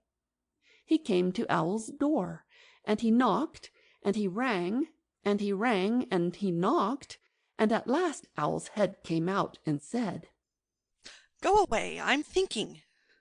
Oh, it's you?" which was how he always began.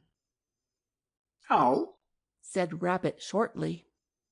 you and I have brains, the others have fluff. If there is any thinking to be done in this forest, and when I say thinking I mean thinking, you and I must do it. Yes, said Owl. I was. Read that. Owl took Christopher Robin's notice from Rabbit and looked at it nervously.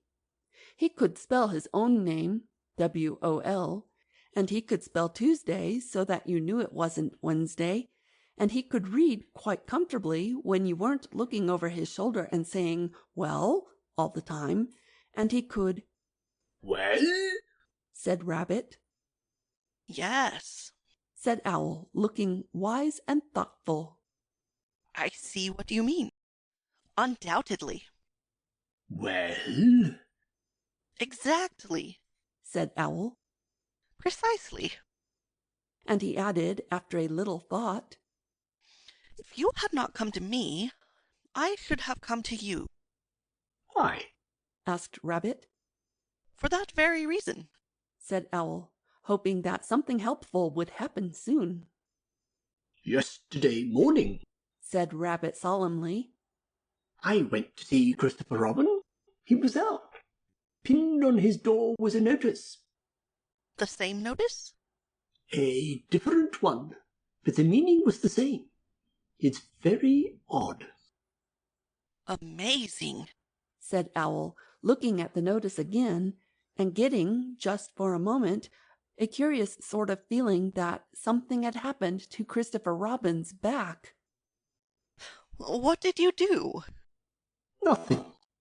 The best thing, said Owl wisely. Well? said Rabbit again, as Owl knew he was going to. Exactly, said Owl. For a little while he couldn't think of anything more, and then, all of a sudden, he had an idea. Tell me, Rabbit, he said, the exact words of the first notice. This is very important. Everything depends on this. The exact words of the first notice. It was just the same as that one, really. Owl looked at him and wondered whether to push him off the tree. But, feeling that he could always do it afterwards, he tried once more to find out what they were talking about. The exact words, please, he said, as if Rabbit hadn't spoken. It just said, gone out, Baxon. Same as this. Only this says, busy Baxon, too. Owl gave a great sigh of relief. Ah, said Owl. Now we know where we are. Yes, but where's Christopher Robin? said Rabbit. That's the point. Owl looked at the notice again. To one of his education, the reading of it was easy. Gone out, Baxon. Busy, Baxon. Just the sort of thing you'd expect to see on a notice. It is quite clear what has happened, my dear Rabbit, he said. Christopher Robin has gone out somewhere with Baxon. He and Baxon are busy together. Have you seen a Baxon anywhere about in the forest lately? I don't know, said Rabbit. That's what I came to ask you. What are they like? Well, said Owl, the spotted or herbaceous Baxon is just at least, he said, it's really more of a... Of course, he said, it depends on well, said Owl. The fact is, he said, I don't know what they're like, said Owl frankly. Thank you, said Rabbit, and he hurried off to see Pooh. Before he had gone very far, he heard a noise, so he stopped and listened. This was the noise. Noise by Pooh. Oh, the butterflies are flying, and now the winter days are dying. and the primroses are trying to be seen, and the turtle doves are cooing, and the woods are up and doing, for the violets are bluing in the green. Oh, the honey bees are gumming on their little wings and humming that the summer which is coming will be fun. And the cows are almost cooing, and the turtle doves are mooing, which is why a Pooh is pooing in the sun. For the spring is really springing, you can see a skylark singing, and the bluebells which are ringing can be heard. And the cuckoo isn't cooing, but he's cucking and he's oohing, and a Pooh is simply pooing like a bird. Hello, Pooh, said Rabbit. Hello, Rabbit, said Pooh dreamily. Did you make that song up? Well, I sort of made it up, said Pooh. It isn't brain, he went on humbly. Because you know why, Rabbit, but it comes to me sometimes. Ah, said Rabbit, who never let things come to him, but always went and fetched them. Well, the point is, have you seen a spotted or herbaceous baxen in the forest at all? No, said Pooh. No, said Pooh. I saw Tigger just now. That's no good. No, said Pooh. I thought it wasn't. Have you seen Piglet? Yes, said Pooh. I suppose that isn't any good either? he asked meekly. Well, it depends if he saw anything. He saw me, said Pooh. Rabbit sat down on the ground next to Pooh, and, feeling much less important like that, stood up again. What it all comes to is this, he said. What does Christopher Robin do in the morning nowadays? What sort of thing?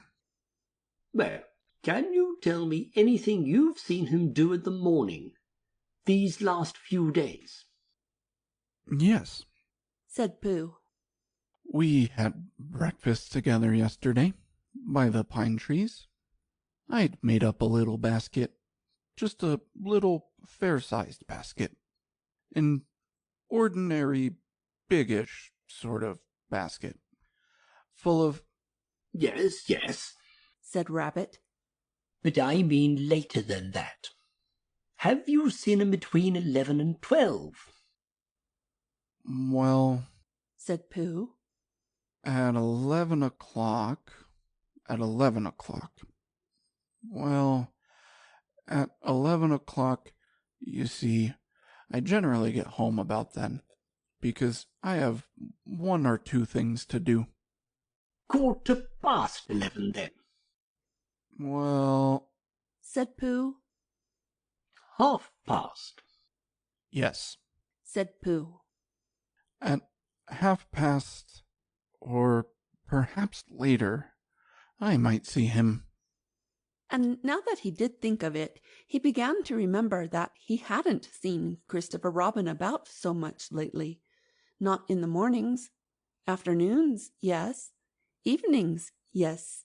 Before breakfast, yes. Just after breakfast, yes.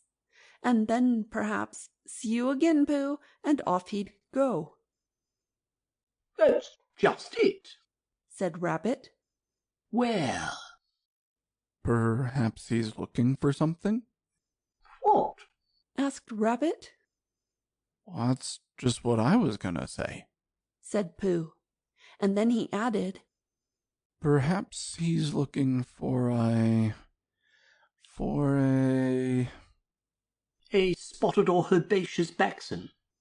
Yes, said Pooh. one of those, in case it isn't. Rabbit looked at him severely. I don't think you're helping, he said. No, said Pooh. I do try, he added humbly. Rabbit thanked him for trying, and said that he would now go and see Eeyore, and Pooh could walk with him if he liked. But Pooh, who felt another verse of his song coming on him, said he would wait for Piglet. Goodbye, Rabbit. So Rabbit went off. But as it happened, it was Rabbit who saw Piglet first.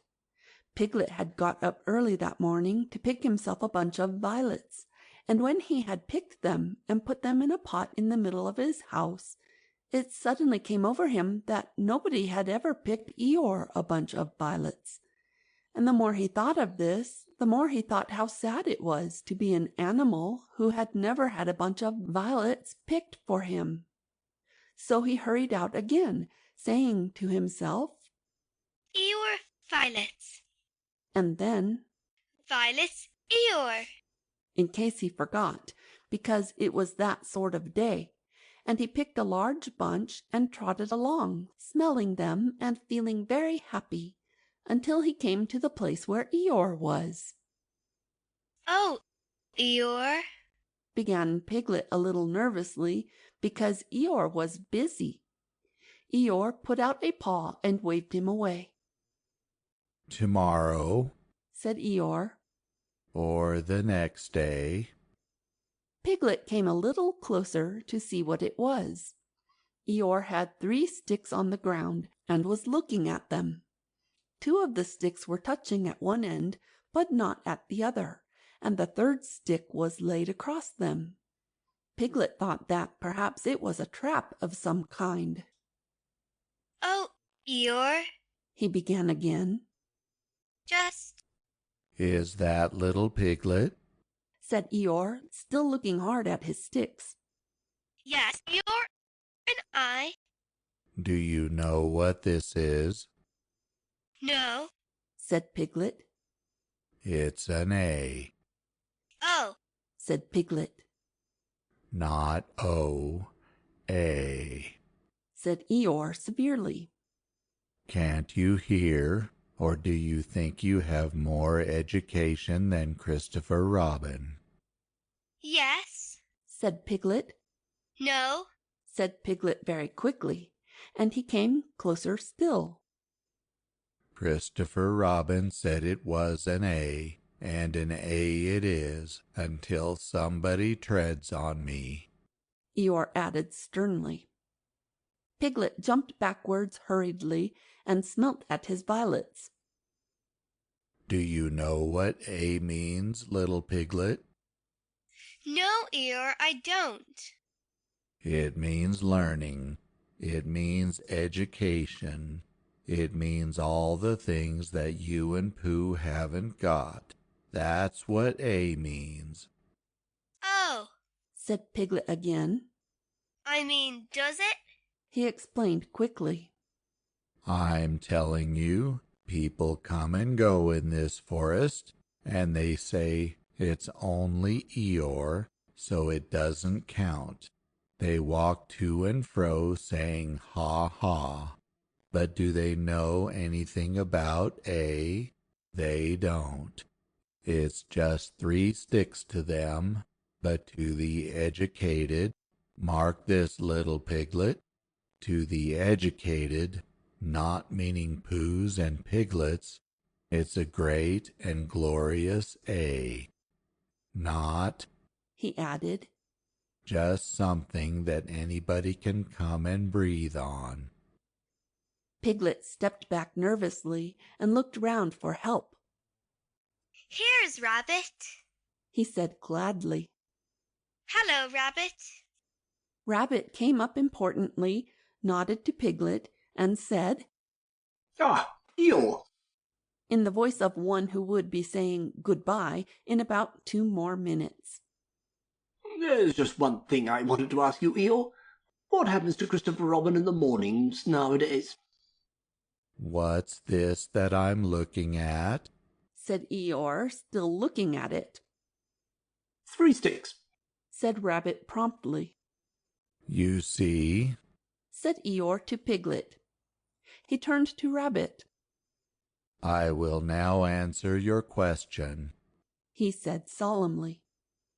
Thank you, said Rabbit. What does Christopher Robin do in the mornings? He learns. He becomes educated. He instigates. I think that is the word he mentioned, but I may be referring to something else. He instigates knowledge. In my small way, I also, if I have the word right, am doing what he does. That, for instance, is an A, said Rabbit. but not a very good one. Well, I must get back and tell the others. Eeyore looked at his sticks, and then he looked at Piglet. What did Rabbit say it was? He asked. An A, said Piglet. Did you tell him? No, Eeyore, I didn't. I expect he just knew. He knew? You mean this A thing is a thing Rabbit knew? Yes, Eeyore, he's clever, Rabbit is. Clever, said Eeyore scornfully, putting a foot heavily on his 3 sticks. Education, said Eeyore bitterly, jumping on his 6 sticks. What is learning? asked Eeyore as he kicked his 12 sticks into the air. A thing Rabbit knows. Ha. I think, began Piglet nervously. Don't, said Eeyore. I think violets are rather nice, said Piglet, and he laid his bunch in front of Eeyore and scampered off.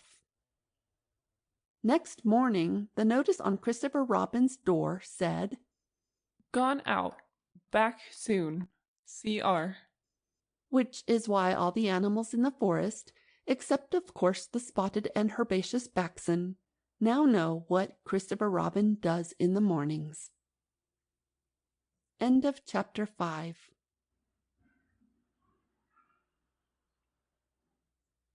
By the time it came to the edge of the forest, the stream had grown up, so that it was almost a river, and, being grown up, it did not run and jump and sparkle along as it used to do when it was younger, but moved more slowly, for it knew now where it was going, and it said to itself, There is no hurry.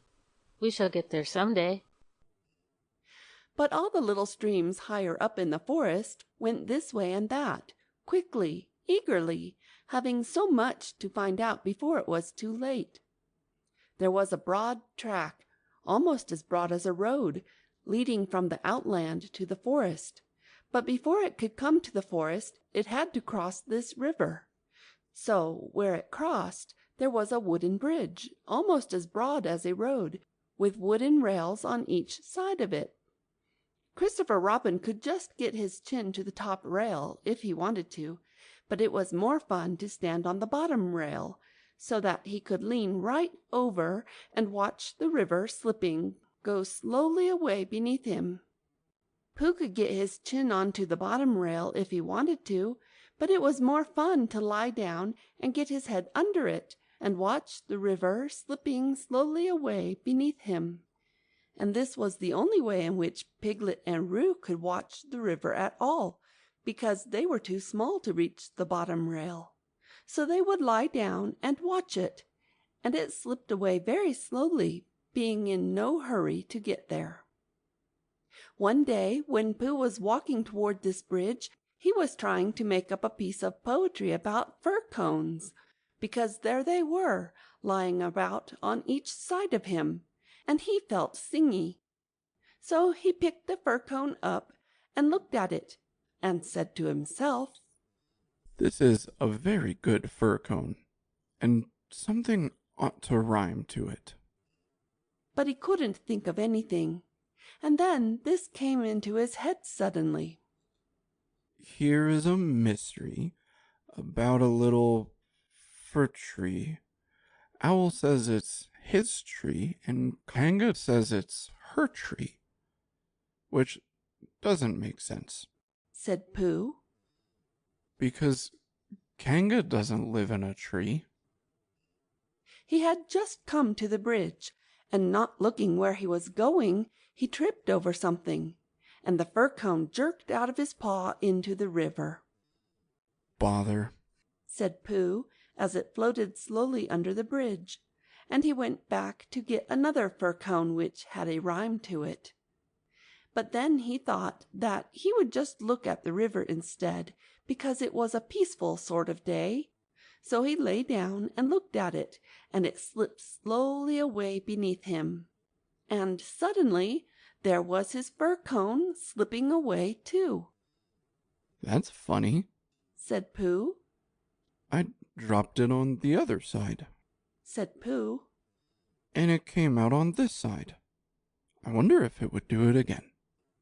And he went back for some more fir cones. It did. It kept on doing it. Then he dropped 2 in at once and leaned over the bridge to see which of them would come out first. And one of them did. But as they were both the same size, he didn't know if it was the one which he wanted to win or the other one. So the next time he dropped 1 big one and 1 little one, and the big one came out first, which was what he had said it would do, and the little one came out last, which was what he had said it would do. So he had won twice. And when he went home for tea, he had won 36 and lost 28, which meant that he had, well, you take 28 from 36, and that's what he was, instead of the other way around. And that was the beginning of the game called Pooh Sticks, which Pooh invented, and which he and his friends used to play on the edge of the forest. But they played with sticks instead of fir cones, because they were easier to mark. Now, one day, Pooh and Piglet and Rabbit and Roo were all playing Pooh Sticks together. They had dropped their sticks in when Rabbit said, "Go!" And then they had hurried across to the other side of the bridge, and now they were all leaning over the edge, waiting to see whose stick would come out first. But it was a long time coming, because the river was very lazy that day, and hardly seemed to mind if it didn't ever get there at all. I can see mine, cried Roo. No, I can't. It's something else. Can you see yours, Piglet? I thought I could see mine, but I couldn't. There it is. No, it isn't. Can you see yours, Pooh? No, said Pooh. I expect my stick's stuck, said Roo. Rabbit, my stick's stuck. Is your stick stuck, Piglet? They always take longer than you think, said Rabbit. How long do you think they'll take? asked Roo. I can see yours, Piglet, said Pooh suddenly. Mine's a sort of grayish one, said Piglet, not daring to lean too far over in case he fell in. Yes, that's what I can see. It's coming over onto my side. Rabbit leaned over further than ever, looking for his, and Roo wriggled up and down, calling out, "Come on, stick! Stick, stick, stick!" And Piglet got very excited because his was the only one which had been seen, and that meant that he was winning. It's coming, said Pooh. Are you sure it's mine? Squeaked Piglet excitedly. Yes, because it's gray. A big gray one. Here it comes. A very big gray... Oh, no, it isn't. It's Eeyore. And out floated Eeyore. Eeyore! cried everybody. Looking very calm, very dignified, with his legs in the air, came Eeyore from beneath the bridge. It's Eeyore! cried Roo, terribly excited. Is that so? said Eeyore, getting caught up by a little eddy and turning slowly round 3 times. I wondered.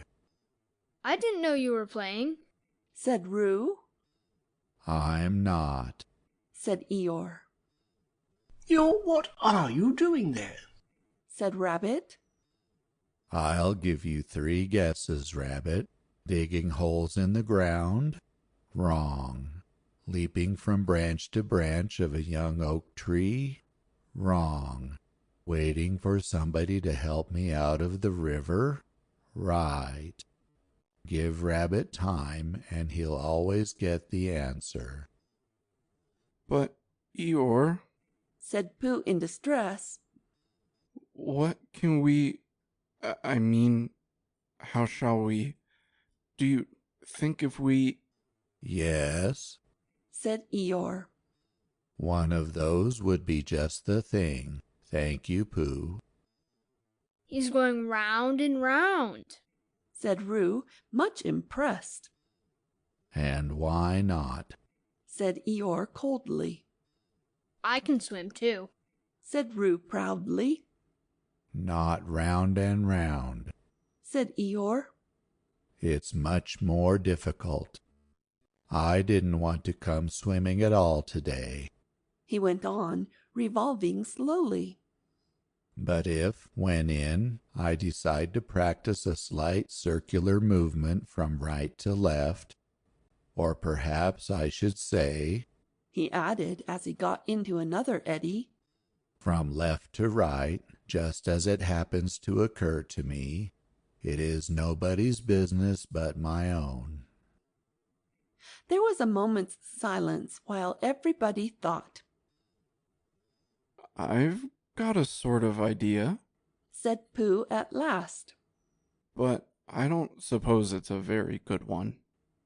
I don't suppose it is either, said Eeyore.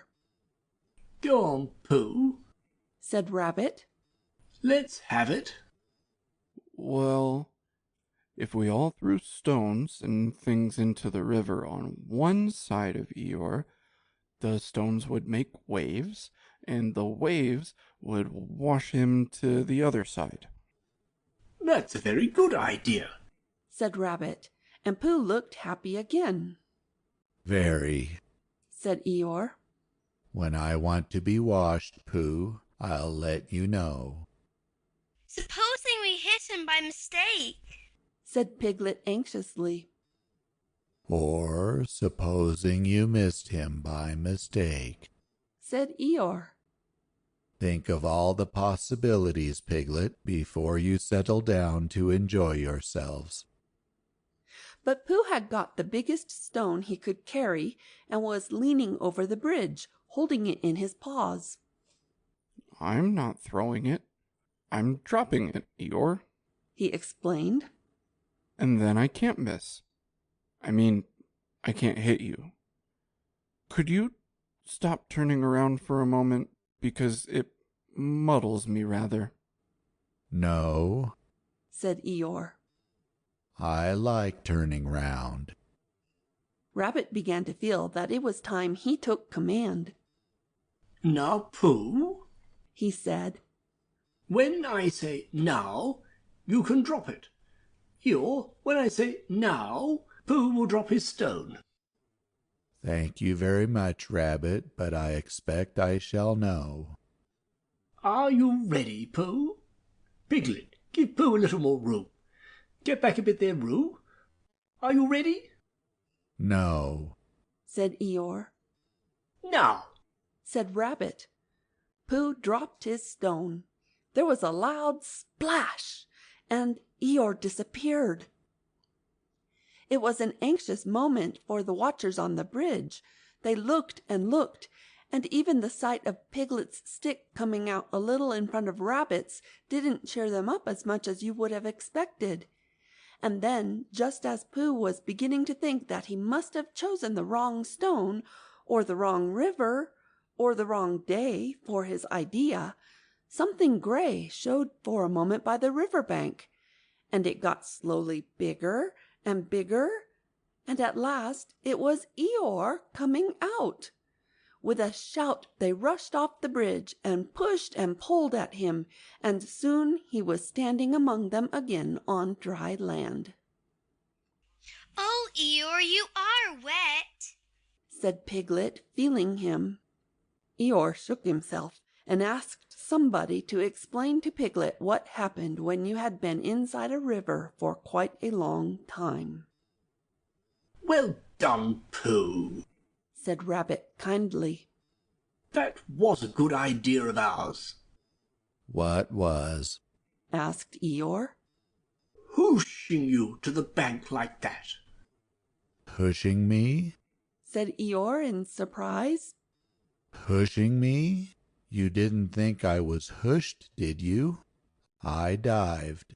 Pooh dropped a large stone on me, and so as not to be struck heavily on the chest, I dived and swam to the bank. You didn't really, whispered Piglet to Pooh so as to comfort him. I didn't think I did, said Pooh anxiously. It's just Eeyore, said Piglet. I thought your idea was a very good idea.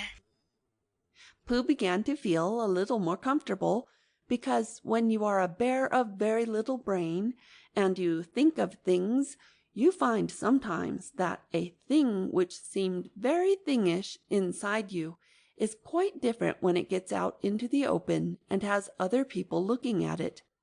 And anyhow, Eeyore was in the river, and now he wasn't, so he hadn't done any harm. How did you fall in, Eeyore? Asked Rabbit, as he dried him with Piglet's handkerchief. I didn't, said Eeyore. But how? I was bounced, said Eeyore. Ooh, said Roo excitedly. Did somebody push you? Somebody bounced me. I was just thinking by the side of the river, thinking, if any of you know what that means, when I received a loud bounce. Oh, Eeyore, said everybody. Are you sure you didn't slip? Asked Rabbit wisely. Of course I slipped. If you're standing on the slippery bank of a river, and somebody bounces you loudly from behind, you slip. What did you think I did? But who did it? Asked Roo. Eeyore didn't answer. I expect it was Tigger, said Piglet nervously. But, Eeyore, said Pooh. Was it a joke or an accident? I mean... I didn't stop to ask, Pooh. Even at the very bottom of the river, I didn't stop to say to myself, is this a hearty joke, or is it the merest accident? I just floated to the surface and said to myself, it's wet, if you know what I mean. And where was Tigger? Asked Rabbit. Before Eeyore could answer, there was a loud noise behind them, and through the hedge came Tigger himself. Hello, everybody, said Tigger cheerfully. Hello, Tigger, said Roo. Rabbit became very important suddenly. Tigger, he said solemnly. What happened just now? Just when? Said Tigger, a little uncomfortably. When you bounced Eeyore into the river. I didn't bounce him. You bounced me, said Eeyore gruffly. I didn't really. I had a cough, and I happened to be behind Eeyore, and I said, grr, up, bzzz. Why? Said Rabbit, helping Piglet up and dusting him. It's all right, Piglet. It took me by surprise, said Piglet nervously.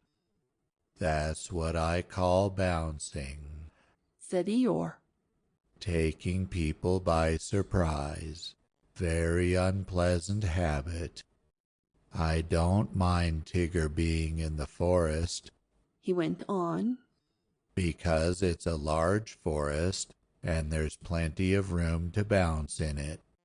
But I don't see why he should come into my little corner of it and bounce there. It isn't as if there was anything very wonderful about my little corner. Of course, For people who like cold, wet, ugly bits, it is something rather special. But otherwise it's just a corner, and if anybody feels bouncy... I didn't bounce. I coughed, said Tigger crossly. Bouncy or coffee, it's all the same at the bottom of the river. Well, said Rabbit, all I can say is, well, here's Christopher Robin, so he can say it. Christopher Robin came down from the forest to the bridge, feeling all sunny and careless, and just as if twice 19 didn't matter a bit, as it didn't on such a happy afternoon. And he thought that if he stood on the bottom rail of the bridge and leant over and watched the river slipping slowly away beneath him, then he would suddenly know everything that there was to be known, and he would be able to tell Pooh, who wasn't quite sure about some of it. But when he got to the bridge and saw all the animals there, then he knew that it wasn't that kind of afternoon, but the other kind, when you wanted to do something. It's like this, Christopher Robin, began Rabbit. Tigger? No, I didn't, said Tigger. Well, anyhow, there I was, said Eeyore. But I don't think he meant to, said Pooh. He just is bouncy, said Piglet. and he can't help it. Try bouncing me, Tigger, said Roo eagerly. Eeyore, Tigger's going to try me. Piglet, do you think... Yes, yes, said Rabbit. We don't all want to speak at once. The point is, what does Christopher Robin think about it? All I did was I coughed, said Tigger. He bounced, said Eeyore. Well, I sort of buffed, said Tigger. Hush, said Rabbit, holding up his paw. What does Christopher Robin think about it all? That's the point. Well, said Christopher Robin, not quite sure what it was all about. I think... Yes? said everybody. I think we all ought to play Pooh Sticks. So they did, and Eeyore, who had never played it before, won more times than anybody else, and Roo fell in twice, the first time by accident and the second time on purpose, because he suddenly saw Kanga coming from the forest, and he knew he'd have to go to bed anyhow. So then Rabbit said he'd go with them, and Tigger and Eeyore went off together, because Eeyore wanted to tell Tigger how to win at Pooh Sticks, which you do by letting your stick drop in a twitchy sort of way, if you understand what I mean, Tigger. And Christopher Robin and Pooh and Piglet were left on the bridge by themselves. For a long time they looked at the river beneath them, saying nothing, and the river said nothing too, for it felt very quiet and peaceful on this summer afternoon. Tigger is all right, really, said Piglet lazily. Of course he is, said Christopher Robin. Everybody is really, said Pooh. That's what I think, said Pooh. But I don't suppose I'm right, he said. Of course you are, said Christopher Robin. End of chapter 6.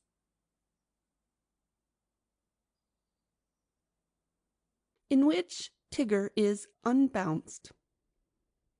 One day, Rabbit and Piglet were sitting outside Pooh's front door listening to Rabbit, and Pooh was sitting with them.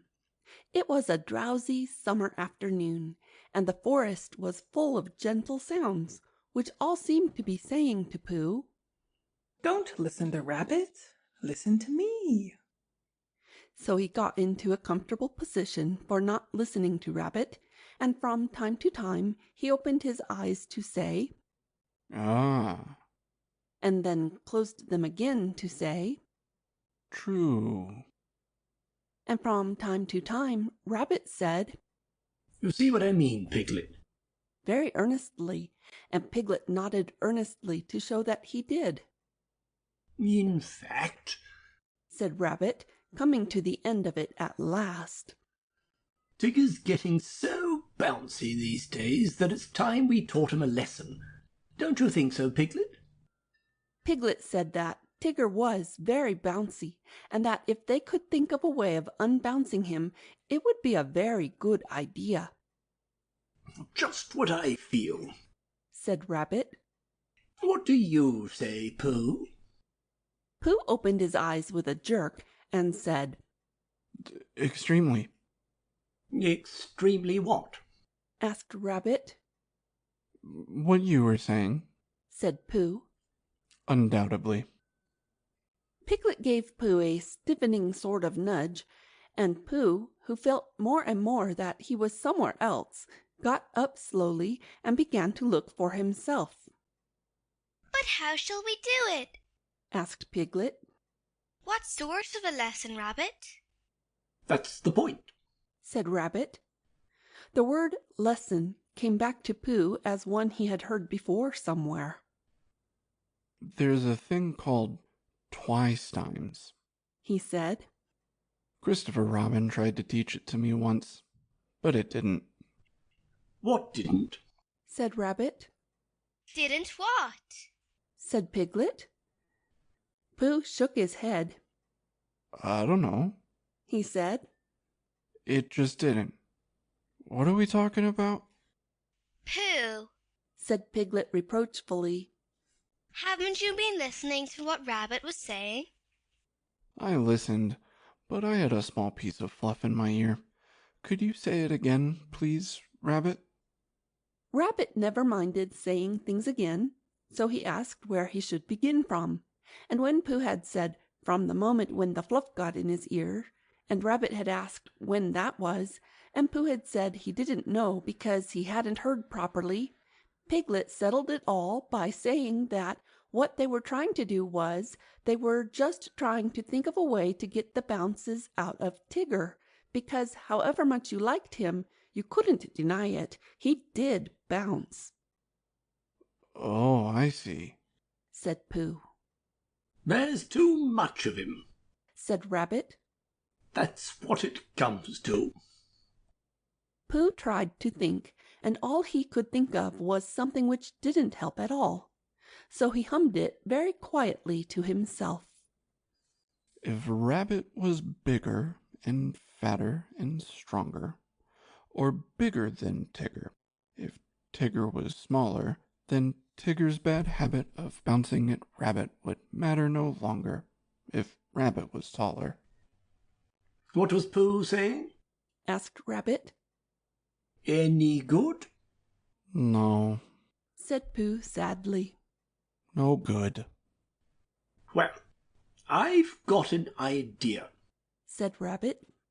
And here it is. We take Tigger for a long explore, somewhere where he's never been, and we lose him there. And next morning we find him again, and, mark my words, he'll be a different Tigger altogether. Why? said Pooh. Because he will be a humble Tigger. Because he'll be a sad Tigger, a melancholy Tigger, a small and sorry Tigger, and a rabbit I am glad to see you, Tigger. That's why. Will he be glad to see me and Piglet too? Of course. That's good, said Pooh. I should hate him to go on being sad, said Piglet doubtfully. Tiggers never go on being sad, explained Rabbit. They get over it with astonishing rapidity. I asked Owl just to make sure, and he said that that's what they always get over it with. But if we can make Tigger feel small and sad just for 5 minutes, we shall have done a good deed. Would Christopher Robin think so? asked Piglet. Yes, said Rabbit. He'd say, "You've done a good deed, Piglet. I would have done it myself, only I happened to be doing something else. Thank you, Piglet." And Pooh, of course. Piglet felt very glad about this, and he saw at once that what they were going to do to Tigger was a good thing to do. And as Pooh and Rabbit were doing it with him, it was a thing which even a very small animal could wake up in the morning and be comfortable about doing. So the only question was, where should they lose Tigger? "We'll take him to the North Pole," said Rabbit, "because it was a very long explore finding it, so it will be a very long explore for Tigger unfinding it again." It was now Pooh's turn to feel very glad, because it was he who had first found the North Pole, and when they got there, Tigger would see a notice which said, "Discovered by Pooh. Pooh found it." And then Tigger would know, which perhaps he didn't know, the sort of bear Pooh was. That sort of bear. So it was arranged that they should start next morning, and that Rabbit, who lived near Kanga and Roo and Tigger, should now go home and ask Tigger what he was doing tomorrow, because if he wasn't doing anything, what about coming for an explore and getting Pooh and Piglet to come too? And if Tigger said yes, that would be all right, and if he said no, "He won't," said Rabbit. "Leave it to me." And he went off busily. The next day was quite a different day. Instead of being hot and sunny, it was cold and misty. Pooh didn't mind for himself, but when he thought of all the honey the bees wouldn't be making, a cold and misty day always made him feel sorry for them. He said so to Piglet when Piglet came to fetch him, and Piglet said that he wasn't thinking of that so much, but of how cold and miserable it would be being lost all day and night on the top of the forest. But when he and Pooh had got to Rabbit's house, Rabbit said it was just the day for them, because Tigger always bounced on ahead of everybody, and as soon as he got out of sight, they would hurry away in the other direction, and he would never see them again. "Not never?" said Piglet. "Well, not until we find him again, Piglet. Tomorrow, or whenever it is. Come on, he's waiting for us." When they got to Kanga's house, they found that Roo was waiting too, being a great friend of Tigger's, which made it awkward. But Rabbit whispered, "Leave this to me," behind his paw to Pooh, and went up to Kanga. "I don't think Roo had better come," he said. "Not today." "Why not?" said Roo, who wasn't supposed to be listening. "Nasty cold day," said Rabbit, shaking his head. "And you were coughing this morning." "How do you know?" asked Roo indignantly. "Oh, Roo, you never told me," said Kanga reproachfully. "It was a biscuit cough," said Roo. "Not one you tell about." "I think not today, dear. Another day." "Tomorrow?" said Roo hopefully. "We'll see," said Kanga. "You're always seeing and nothing ever happens," said Roo sadly. "No one could see on a day like this, Roo," said Rabbit. "I don't expect we shall get very far. And then this afternoon Ah, Tigger, there you are. Come on. Goodbye, Roo. This afternoon Come on, Pooh. All ready? That's right. Come on." So they went. At first Pooh and Rabbit and Piglet walked together, and Tigger ran round them in circles. And then, when the path got narrower, Rabbit, Piglet, and Pooh walked one after another, and Tigger ran round them in oblongs. And by, when the gorse got very prickly on each side of the path, Tigger ran up and down in front of them, and sometimes he bounced into Rabbit, and sometimes he didn't. And as they got higher, the mist got thicker, so that Tigger kept disappearing. And then, when you thought he wasn't there, there he was again, saying, "I say, come on." And before you could say anything, there he wasn't. Rabbit turned round and nudged Piglet. "The next time," he said. tell Pooh. The next time, said Piglet to Pooh. The next what? Said Pooh to Piglet. Tigger appeared suddenly, bounced into Rabbit, and disappeared again. Now, said Rabbit. He jumped into a hollow by the side of the path, and Pooh and Piglet jumped after him. They crouched in the bracken, listening. The forest was very silent when you stopped and listened to it. They could see nothing and hear nothing. Shh, said Rabbit. I am, said Pooh. There was a pattering noise, then silence again. Hello, said Tigger, and he sounded so close suddenly that Piglet would have jumped if Pooh hadn't accidentally been sitting on most of him. Where are you? Called Tigger. Rabbit nudged Pooh, and Pooh looked about for Piglet to nudge, but couldn't find him, and Piglet went on breathing wet bracken as quietly as he could, and felt very brave and excited. That's funny, said Tigger. There was a moment's silence, and then they heard him pattering off again. For a little longer they waited until the forest had become so still that it almost frightened them, and then Rabbit got up and stretched himself. Well, he whispered proudly. There we are, just as I said. I've been thinking, said Pooh. And I think... No, said Rabbit. Don't. Run. Come on. And they all hurried off, Rabbit leading the way. Now, said Rabbit, after they had gone a little way. We can talk. What were you going to say, Pooh? Nothing much. Why are we going along here? Because it's the way home. Oh, said Pooh.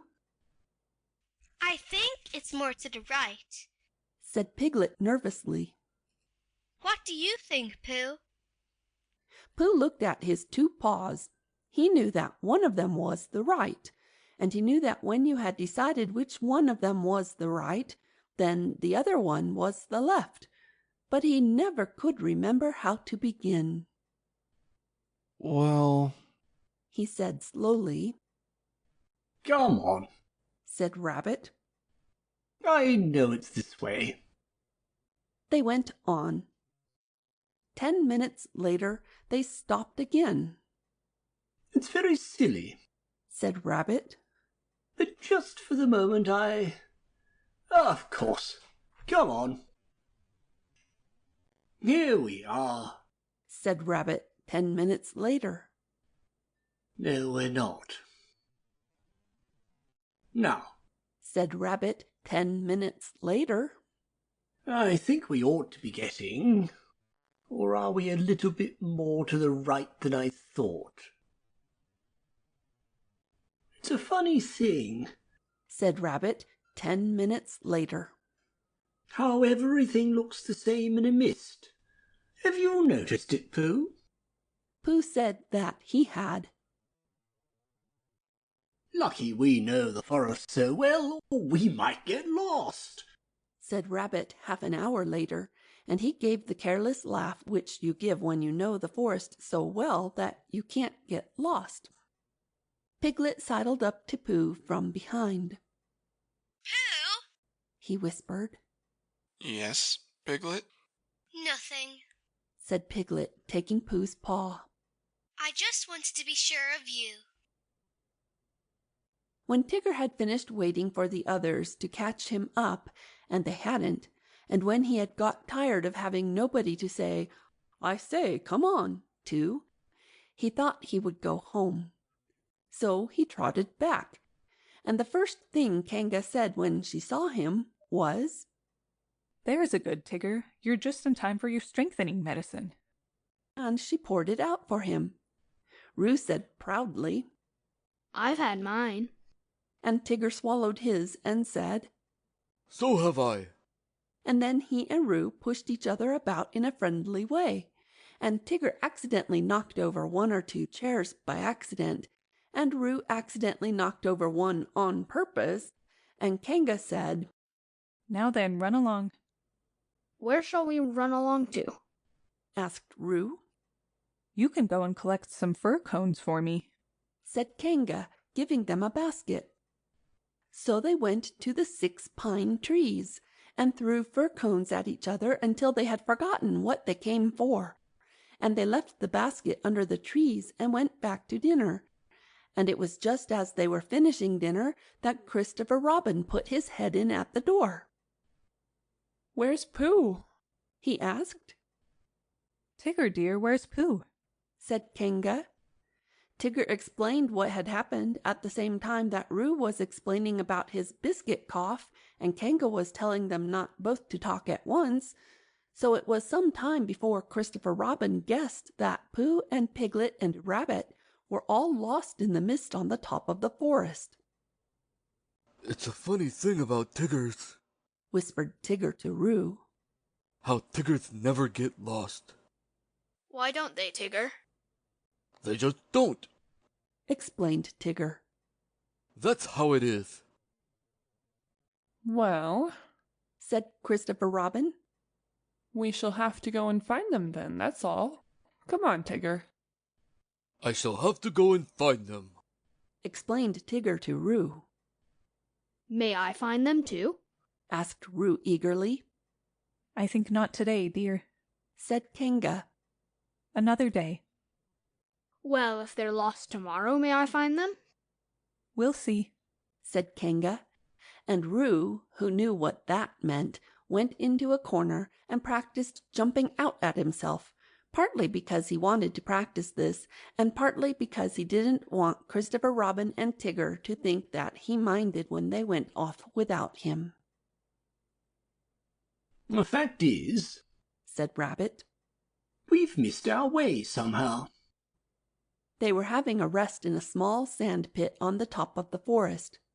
Pooh was getting rather tired of that sand pit, and suspected it of following them about, because whichever direction they started in, they always ended up at it, and each time, as it came through the mist at them, Rabbit said triumphantly, "Now I know where we are."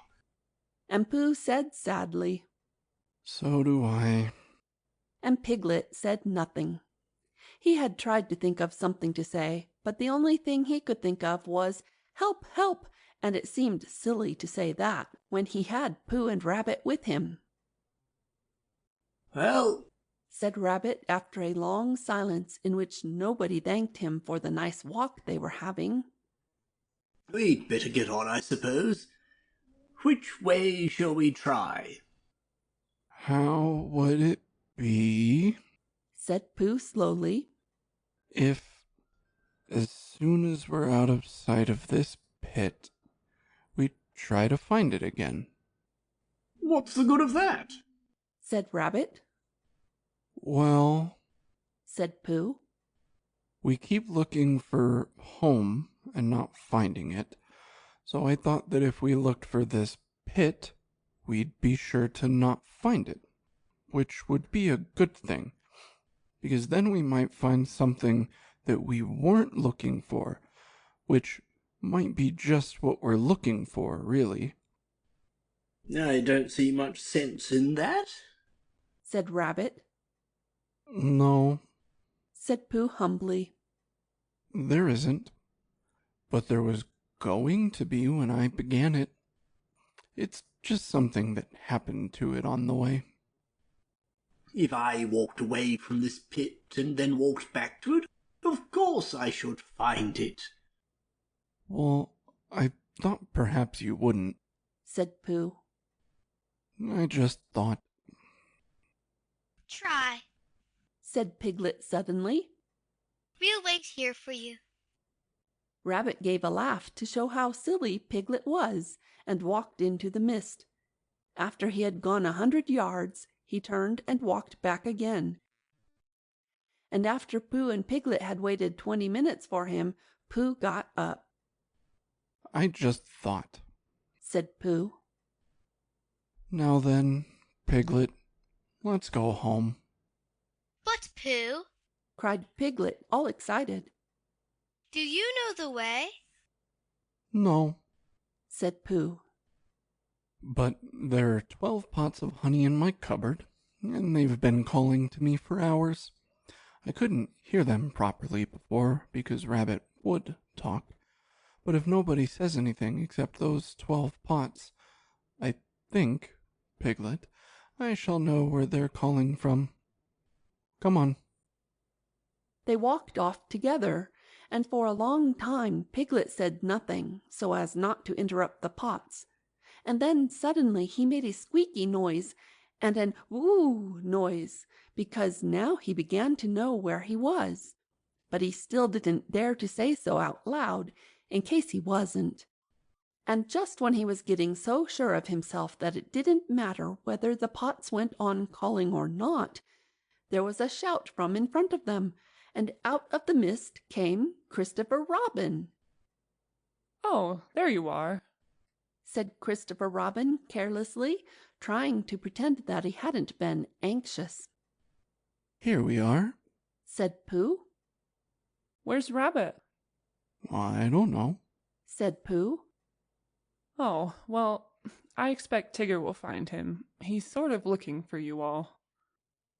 Well, said Pooh, I've gotta go home for something, and so is Piglet, because we haven't had it yet, and "I'll come and watch you," said Christopher Robin. So he went home with Pooh and watched him for quite a long time.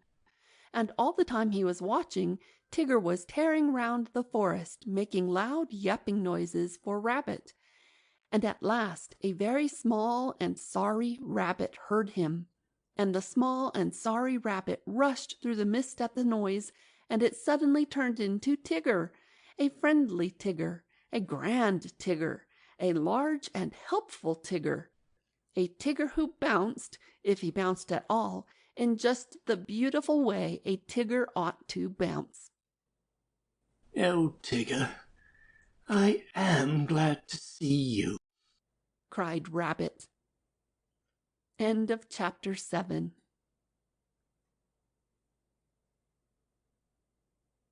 In which Piglet does a very grand thing. Halfway between Pooh's house and Piglet's house was a thoughtful spot, where they met sometimes when they had decided to go and see each other, and as it was warm and out of the wind, they would sit down there for a little and wonder what they would do now that they had seen each other.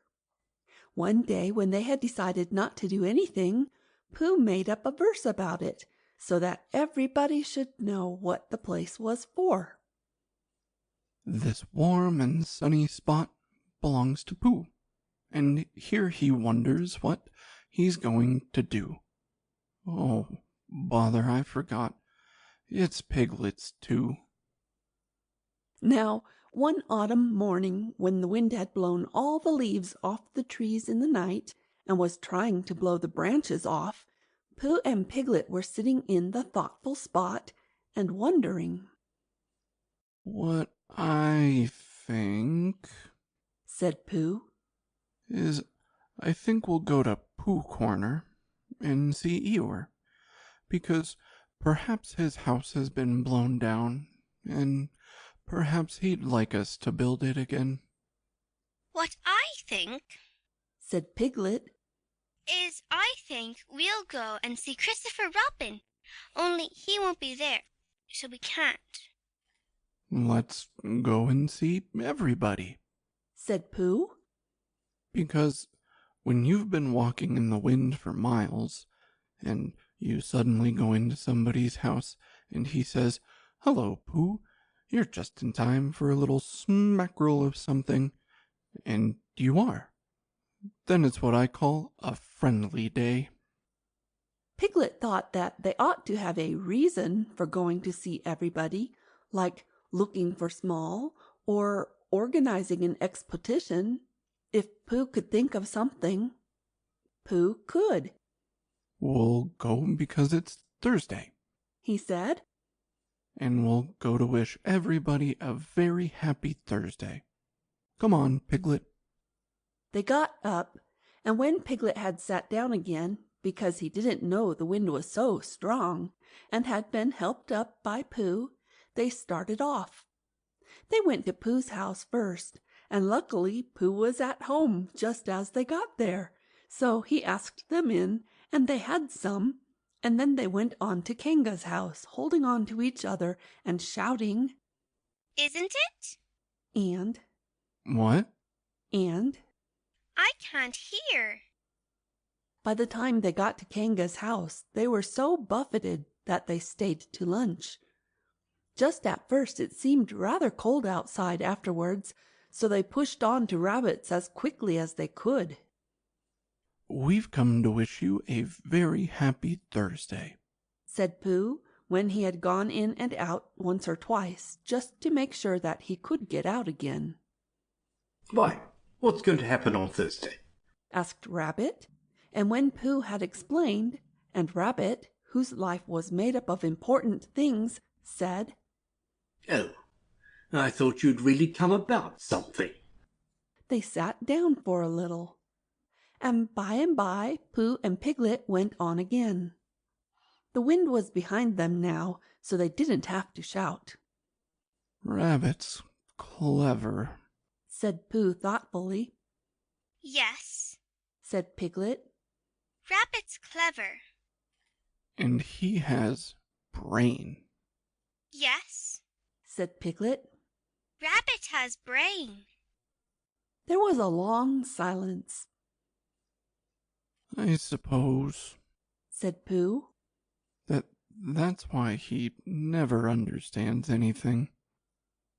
Christopher Robin was at home by this time, because it was the afternoon, and he was so glad to see them that they stayed there until very nearly tea time, and then they had a very nearly tea, which is one you forget about afterwards, and hurried on to Pooh Corner so as to see Eeyore before it was too late to have a proper tea with Owl. Hello, Eeyore, they called out cheerfully. Ah, said Eeyore. Lost your way? We just came to see you, said Piglet. And see how your house was. Look, Pooh, it's still standing. I know, said Eeyore. Very odd. Somebody ought to have come down and pushed it over. We wondered whether the wind would blow it down, said Pooh. Ah, that's why nobody's bothered, I suppose. I thought perhaps they'd forgotten. Well, we're very glad to see you, Eeyore, and now we're going on to see Owl. That's right. You'll like Owl. He flew past a day or two ago and noticed me. He didn't actually say anything, mind you, but he knew it was me. Very friendly of him, I thought. Encouraging. Pooh and Piglet shuffled about a little and said, Well, goodbye, Eeyore, as lingeringly as they could, but they had a long way to go and wanted to be getting on. Goodbye, said Eeyore. Mind you don't get blown away, little piglet. You'd be missed. People would say, where's little piglet been blown to? Really wanting to know. Well, goodbye, and thank you for happening to pass me. Goodbye, said Pooh and Piglet for the last time, and they pushed on to Owl's house. The wind was against them now, and Piglet's ears streamed behind him like banners as he fought his way along, and it seemed hours before he got them into the shelter of the 100-acre wood, and they stood up straight again to listen, a little nervously, to the roaring of the gale among the tree-tops. Supposing a tree fell down, Pooh, when we were underneath it? Supposing it didn't, said Pooh after careful thought. Piglet was comforted by this, and in a little while they were knocking and ringing very cheerfully at Owl's door. Hello, Owl, said Pooh. I hope we're not too late for... how are you, Owl? Piglet and I just came to see how you were, because it's Thursday. Sit down, Pooh. Sit down, Piglet. Said Owl kindly. Make yourselves comfortable. They thanked him and made themselves as comfortable as they could. Because, you see, Owl, said Pooh, we've been hurrying so as to be in time so as to see you before we went away again. Owl nodded solemnly. Correct me if I am wrong, he said. But am I right in supposing that it is a very blusterous day outside? Very, said Piglet, who was quietly thawing his ears and wishing that he was safely back in his own house. I thought so, said Owl. It was on just such a blusterous day as this that my Uncle Robert, a portrait of whom you see upon the wall on your right, Piglet, while returning in the late forenoon from a... What's that? There was a loud cracking noise. Look out! cried Pooh. Mind the clock. Out of the way, Piglet. Piglet, I'm falling on you. Help! cried Piglet. Pooh's side of the room was slowly tilting upwards, and his chair began sliding down on Piglet's. The clock slithered gently along the mantelpiece, collecting vases on the way, until they all crashed together onto what had once been the floor, but was now trying to see what it looked like as a wall. Uncle Robert, who was going to be the new hearthrug and was bringing the rest of his wall with him as carpet, met Piglet's chair just as Piglet was expecting to leave it, and for a little while it became very difficult to remember which was really the north. Then there was another loud crack. Owl's room collected itself feverishly, and there was silence. In a corner of the room the tablecloth began to wriggle. Then it wrapped itself into a ball and rolled across the room. Then it jumped up and down once or twice and put out 2 ears. It rolled across the room again and unwound itself. Pooh, said Piglet nervously. Yes? said one of the chairs. Where are we? I'm not quite sure, said the chair. Are we in Owl's house? I think so, because we were just gonna have tea and we hadn't had it. Oh, said Piglet. Well, did Owl always have a letterbox in the ceiling? Has he? Yes, look. I can't, said Pooh. I'm face downwards under something, and that, Piglet, is a very bad position for looking at ceilings. Well, he has, Pooh. Perhaps he's changed it, said Pooh. Just for change. There was a disturbance behind the table in the other corner of the room, and Owl was with them again. Ah, Piglet, said Owl, looking very much annoyed. Where's Pooh? I'm not quite sure, said Pooh. Owl turned at his voice and frowned at as much of Pooh as he could see. Pooh, said Owl severely. Did you do that? No, said Pooh humbly. I don't think so. Then who did? I think it was the wind, said Piglet. I think your house has blown down. Oh, is that it? I thought it was Pooh. No, said Pooh. If it was the wind, said Owl, considering the matter, then it wasn't Pooh's fault. No blame can be attached to him. With these kind words, he flew up to look at his new ceiling. Piglet, called Pooh in a loud whisper. Piglet leaned down to him. Yes, Pooh? What did he say was attached to me? He said he didn't blame you. Oh, I thought he meant... Oh, I see. Owl, said Piglet. come down down and help Pooh. Owl, who was admiring his letterbox, flew down again.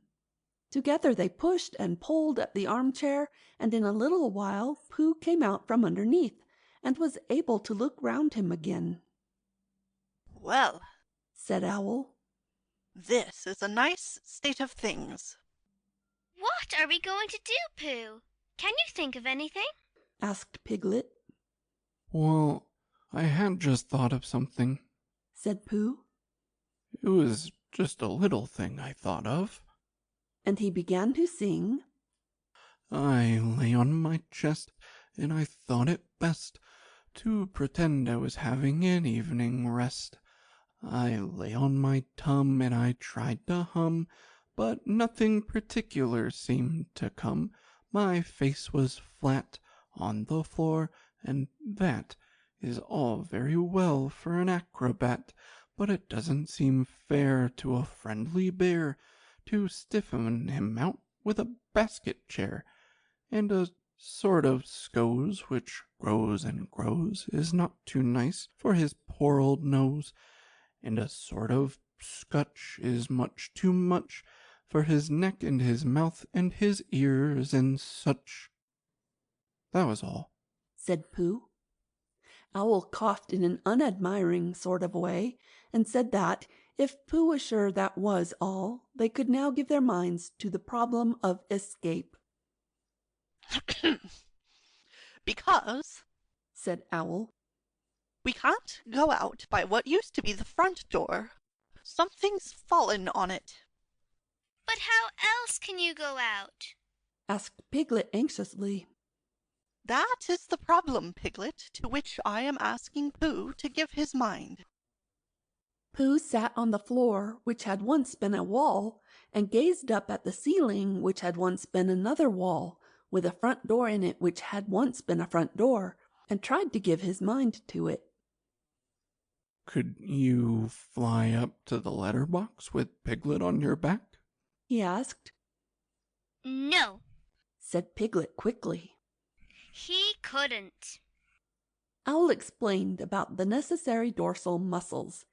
He had explained this to Pooh and Christopher Robin once before, and had been waiting ever since for a chance to do it again, because it is a thing which you can easily explain twice before anybody knows what you are talking about.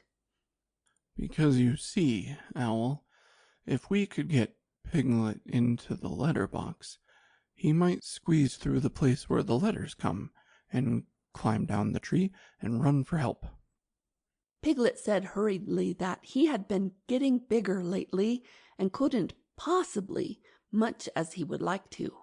And Owl said that he had had his letterbox made bigger lately in case he got bigger letters, so perhaps Piglet might.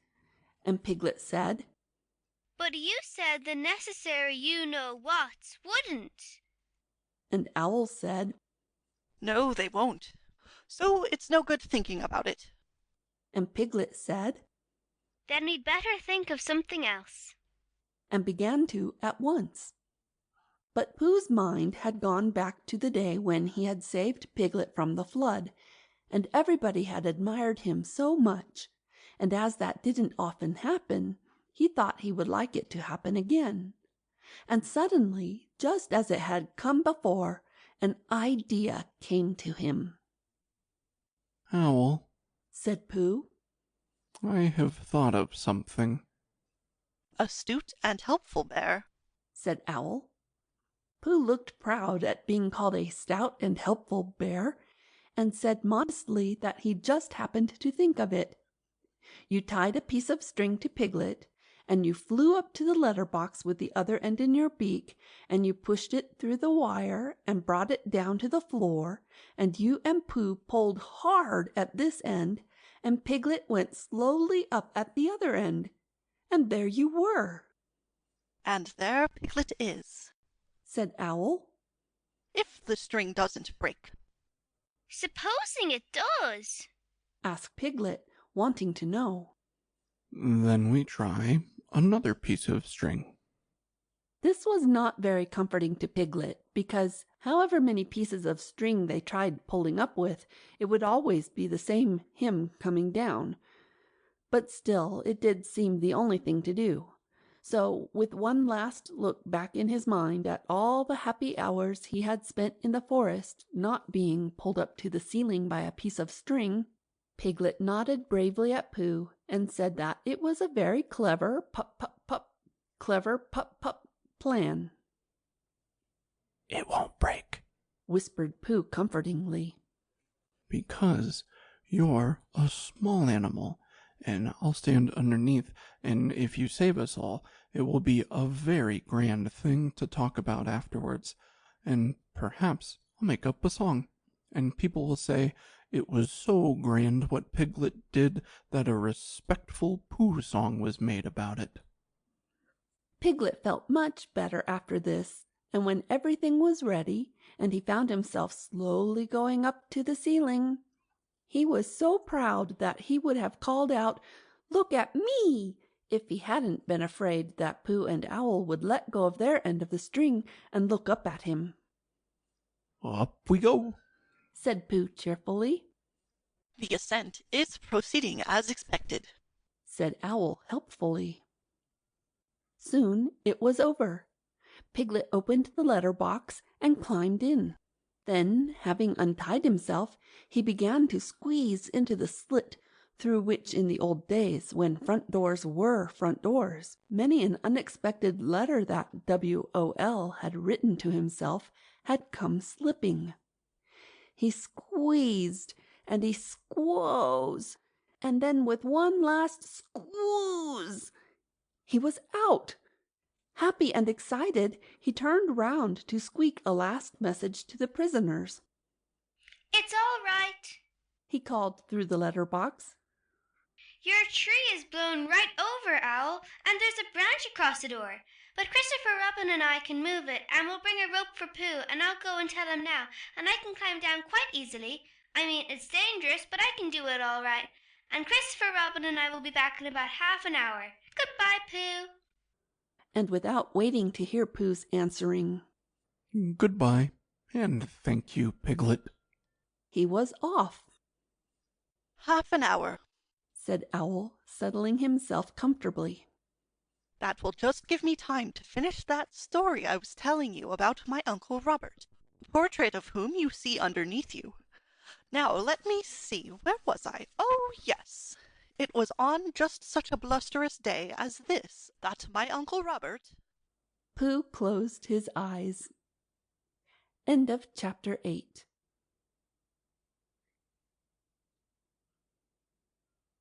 In which Eeyore finds Wallery and Owl moves into it. Pooh had wandered into the 100-acre wood, and was standing in front of what had once been Owl's house. It didn't look at all like a house now. It looked like a tree which had been blown down, and as soon as a house looks like that, it is time you tried to find another one. Pooh had had a mysterious message underneath his front door that morning, saying, "I am searching for a new house for Owl, so had you, Rabbit." And while he was wondering what it meant, Rabbit had come in and read it for him. "I'm leaving one for all the others," said Rabbit, "and telling them what it means, and they'll all search too. I'm in a hurry. Goodbye." And he had run off. Pooh followed slowly. He had something better to do than to find a new house for Owl.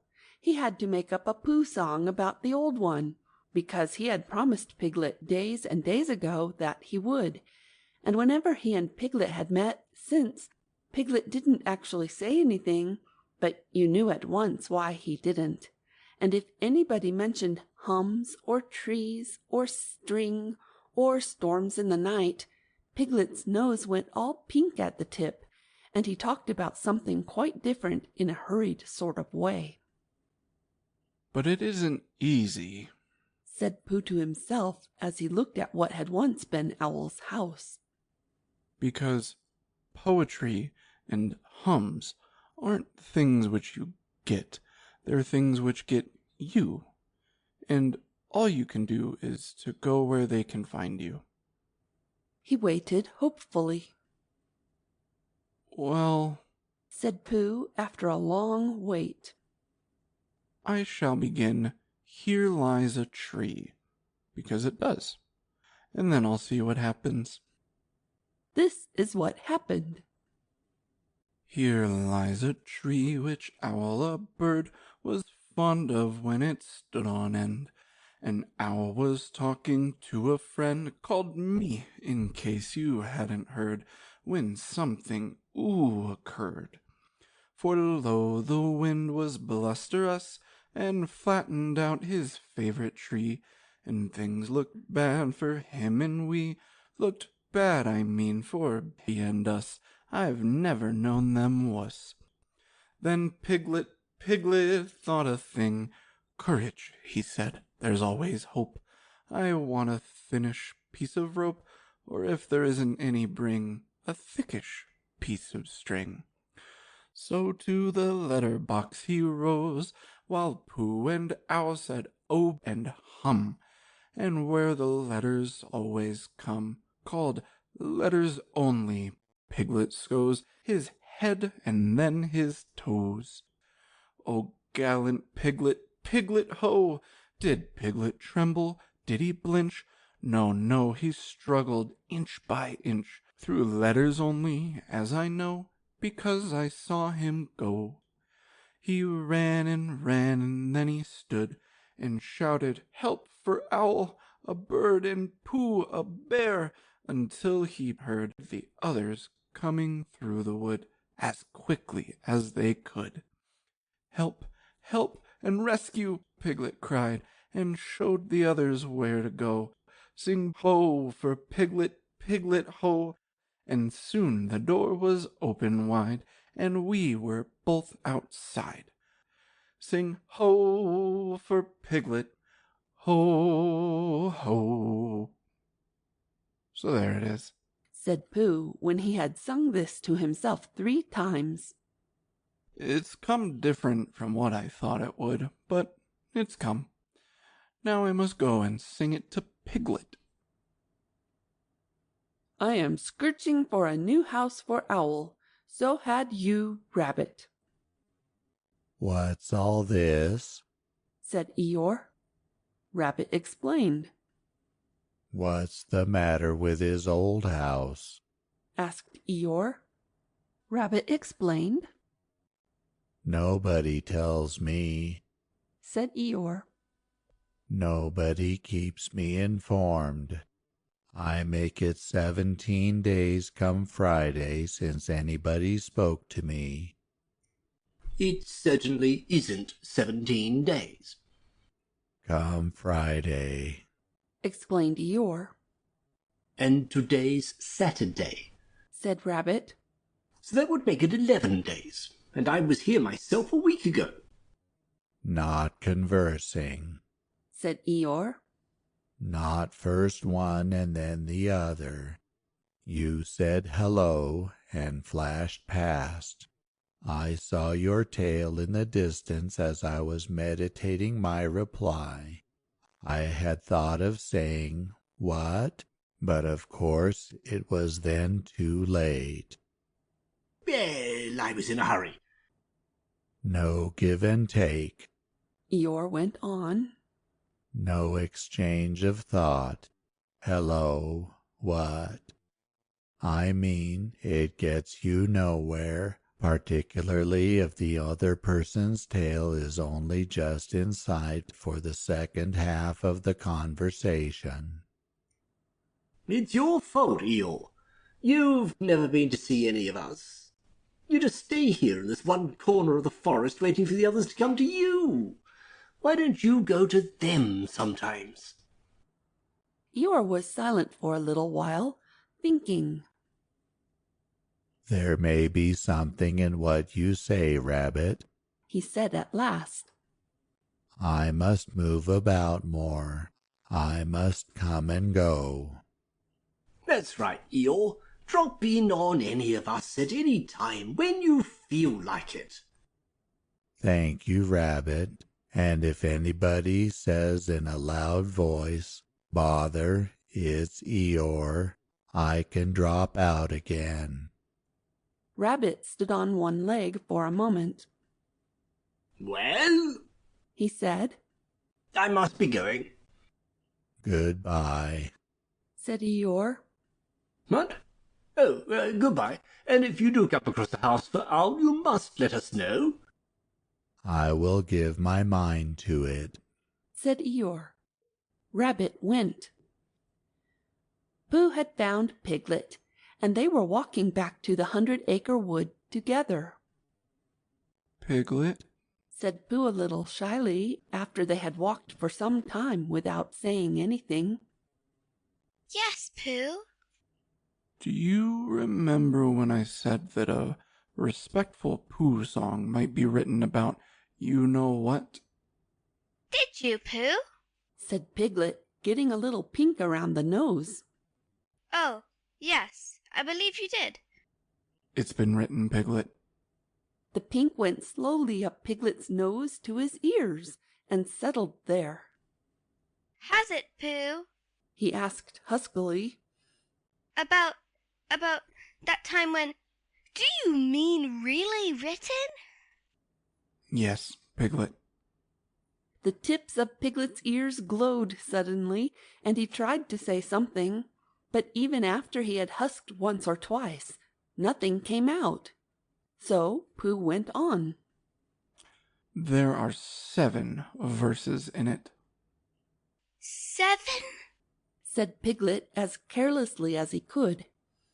You don't often get 7 verses in a hum, do you, Pooh? Never, said Pooh. I don't suppose it's ever been heard before. Do the others know yet? asked Piglet, stopping for a moment to pick up a stick and throw it away. No, said Pooh.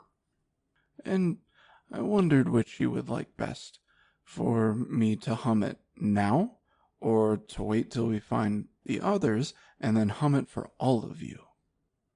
Piglet thought for a little. I think what I'd like best, Pooh, is I'd like you to hum it to me now and then to hum it to all of us, because then everybody would hear it.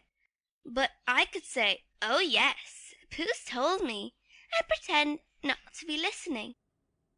So Pooh hummed it to him, all the 7 verses, and Piglet said nothing, but just stood and glowed. Never before had anyone sung ho for Piglet. Piglet, ho, all by himself. When it was over, he wanted to ask for one of the verses over again, but didn't quite like to. It was the verse beginning, "Oh, gallant Piglet," and it seemed to him a very thoughtful way of beginning a piece of poetry. Did I really do all that? he said at last. Well, said Pooh. in poetry, in a piece of poetry, well, you did it, Piglet, because the poetry says you did. And that's how people know. Oh, said Piglet. Because I thought I did blinch a little, just at first, and it says, "Did he blinch? No, no." That's why. You only blinched inside, said Pooh.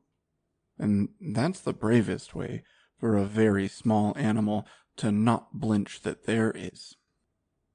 Piglet sighed with happiness and began to think about himself. He was brave.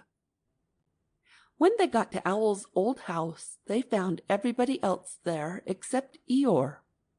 Christopher Robin was telling them what to do, and Rabbit was telling them again directly afterwards, in case they hadn't heard, and then they were all doing it. They had got a rope and were pulling Owl's chairs and pictures and things out of his old house so as to be ready to put them into his new one. Kanga was down below tying the things on and calling out to Owl, "You won't want this dirty old dishcloth any more, will you? And what about this carpet? It's all in holes." And Owl was calling back indignantly, Of course I do. It's just a question of arranging the furniture properly. And it isn't a dishcloth, it's my shawl. Every now and then Rue fell in and came back on the rope with the next article, which flustered Kanga a little because she never knew where to look for him. So she got cross with Owl and said that his house was a disgrace, all damp and dirty, and it was quite time it did tumble down. Look at that horrid bunch of toadstools growing out of the floor there. So Owl looked down, a little surprised because he didn't know about this, and then gave a short sarcastic laugh and explained that that was his sponge, and that if people didn't know a perfectly ordinary bath sponge when they saw it, things were coming to a pretty pass. "Well," said Kanga, and Rue fell in quickly, crying, "I must see Owl's sponge. Oh, there it is. Oh, Owl, Owl, it isn't a sponge, it's a spudge. Do you know what a spudge is, Owl? It's when your sponge gets all—" And Kanga said, "Rue, dear," very quickly, because that's not the way to talk to anybody who can spell Tuesday. But they were all quite happy when Pooh and Piglet came along, and they stopped working in order to have a little rest and listen to Pooh's new song. So then they all told Pooh how good it was, and Piglet said carelessly, "It is good, isn't it? I mean, as a song." And what about the new house? asked Pooh. Have you found it, Owl? He's found a name for it, said Christopher Robin, lazily nibbling at a piece of grass. So now all he wants is the house. I am calling it this, said Owl importantly, and he showed them what he had been making. It was a square piece of board with the name of the house painted on it. The Woolery. It was at this exciting moment that something came through the trees and bumped into Owl. The board fell to the ground, and Piglet and Rue bent over it eagerly. Oh, it's you, said Owl crossly. Hello, Eeyore, said Rabbit. There you are. Where have you been? Eeyore took no notice of them. Good morning, Christopher Robin, he said, brushing away Rue and Piglet and sitting down on the Woolery. Are we alone?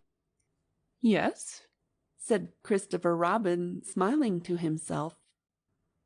I have been told the news has worked through to my corner of the forest, the damp bit down on the right which nobody wants, that a certain person is looking for a house. I have found one for him. Ah, well done, said Rabbit kindly. Eeyore looked round slowly at him, and then turned back to Christopher Robin. We have been joined by something, he said in a loud whisper. But no matter, we can leave it behind. If you will come with me, Christopher Robin, I will show you the house. Christopher Robin jumped up. Come on, Pooh, he said. Come on, Tigger, cried Rue. Shall we go, Owl? said Rabbit. Wait a moment, said Owl, picking up his notice board, which had just come into sight again. Eeyore waved them back. Christopher Robin and I are going for a short walk, he said. Not a jostle. If he likes to bring Pooh and Piglet with him, I shall be glad of their company, but one must be able to breathe. That's all right, said Rabbit, rather glad to be left in charge of something. We'll go on getting the things out. Now then, Tigger, where's that rope? What's the matter, Owl? Owl, who had just discovered that his new address was the Smudge, coughed at Eeyore sternly, but said nothing, and Eeyore, with most of the Woolery behind him, marched off with his friends. So, in a little while, they came to the house which Eeyore had found, and for some minutes before they came to it, Piglet was nudging Pooh, and Pooh was nudging Piglet, and they were saying, "It is!" and "It can't be!" and "It is really!" to each other. And when they got there, it really was, There, said Eeyore proudly, stopping them outside Piglet's house. and the name on it and everything. Oh, cried Christopher Robin, wondering whether to laugh or what. just the house for Owl. Don't you think so, little Piglet? And then Piglet did a noble thing, and he did it in a sort of dream, while he was thinking of all the wonderful words Pooh had hummed about him. "Yes, it's just the house for Owl, He said grandly, and I hope he'll be very happy in it." and then he gulped twice, because he had been very happy in it himself. What do you think, Christopher Robin? Asked Eeyore a little anxiously, feeling that something wasn't quite right. Christopher Robin had a question to ask first, and he was wondering how to ask it. Well, He said at last, it's a very nice house, and if your own house is blown down, you must go somewhere else, mustn't you, Piglet? What would you do if your house was blown down?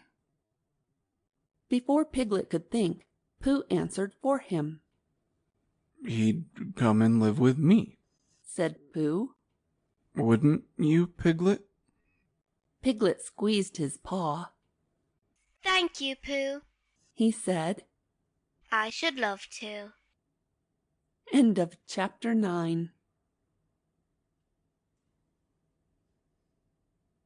In which Christopher Robin and Pooh come to an enchanted place, and we leave them there. Christopher Robin was going away. Nobody knew why he was going. Nobody knew where he was going. Indeed, nobody even knew why he knew that Christopher Robin was going away. But somehow or other, everybody in the forest felt that it was happening at last. Even smallest of all, a friend and relation of Rabbit's, who thought he had once seen Christopher Robin's foot, but couldn't be quite sure because perhaps it was something else. Even S of A told himself that things were going to be different, and late and early, 2 other friends and relations said, Well, early and well, late to each other in such a hopeless sort of way that it really didn't seem any good waiting for the answer. One day, when he felt that he couldn't wait any longer, Rabbit brained out a notice, and this is what it said. Notice, the meeting of everybody will meet at the house at Pooh Corner to pass the resolution by order keep to the left, signed Rabbit. He had to write this out 2 or 3 times before he could get the resolution to look like what he thought it was going to when he began to spell it. But when at last it was finished, he took it round to everybody and read it out to them, and they all said they would come. Well, Said Eeyore that afternoon, when he saw them all walking up to his house. this is a surprise. Am I asked too? Don't mind Eeyore. Whispered Rabbit to Pooh. I told him all about it this morning. Everybody said, "How do you do?" to Eeyore, and Eeyore said that he didn't, not to notice, and then they sat down. And as soon as they were all sitting down, Rabbit stood up again. We all know why we are here, he said. But I have asked my friend Eeyore. That's me. Said Eeyore. Grand. I have asked him to propose a resolution. And he sat down again. Now then, Eeyore, he said. Don't bustle me, said Eeyore, getting up slowly. Don't now then me. He took a piece of paper from behind his ear and unfolded it. Nobody knows anything about this. He went on. This is a surprise. He coughed in an important way and began again. What nots and et ceteras before I begin, or perhaps I should say before I end, I have a piece of poetry to read to you. Hitherto, a long word meaning, well, you'll see what it means directly.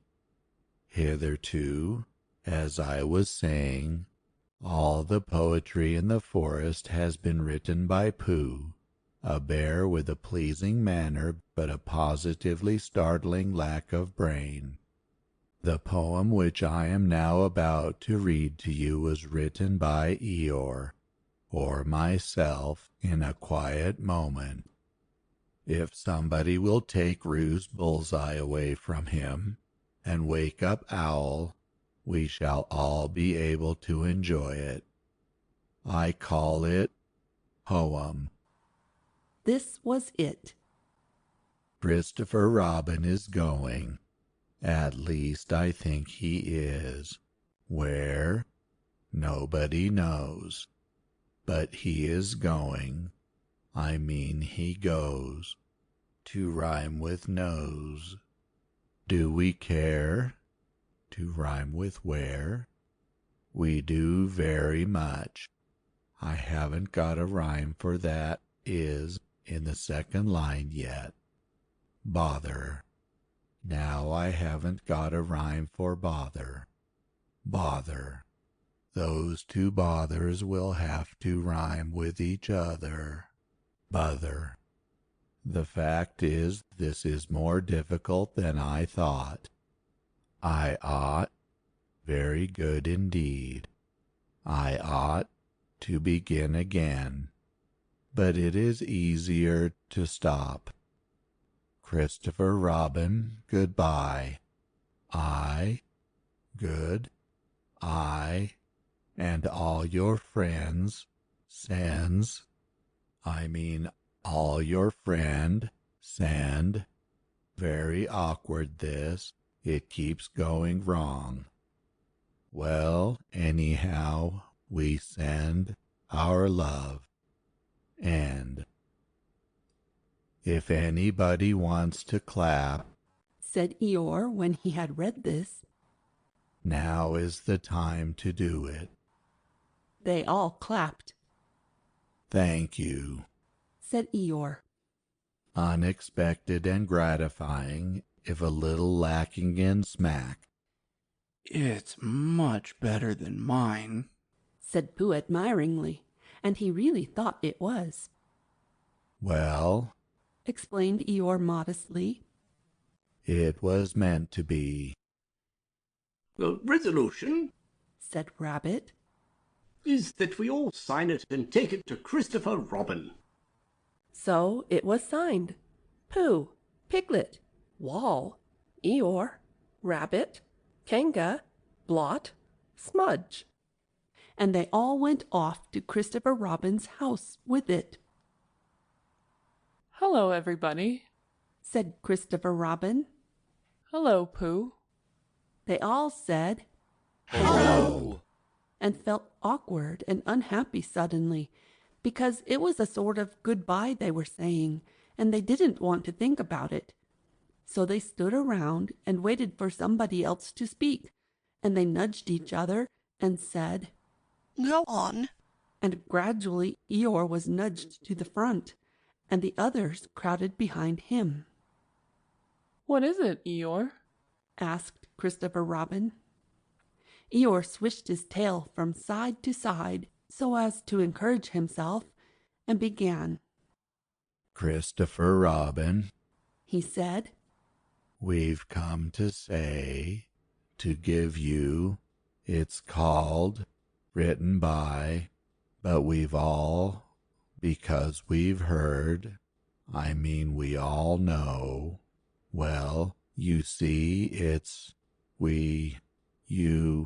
well, that, to put it as shortly as possible, is what it is.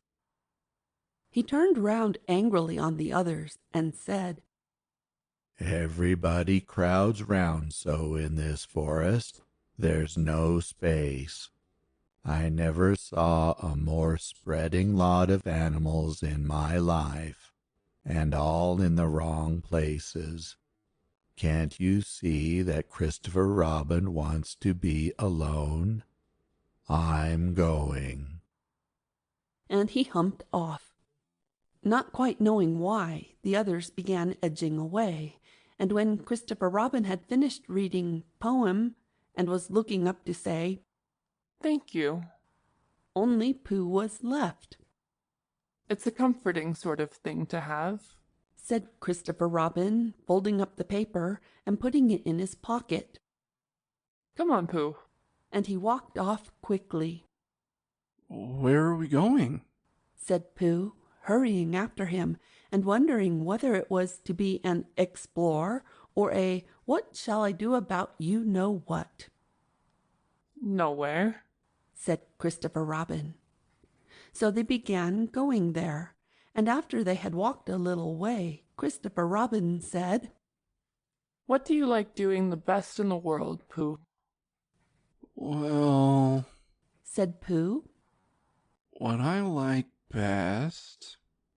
And then he had to stop and think, because although eating honey was a very good thing to do, there was a moment just before you began to eat it which was better than when you were, but he didn't know what it was called. And then he thought that being with Christopher Robin was a very good thing to do, and having Piglet near was a very friendly thing to have.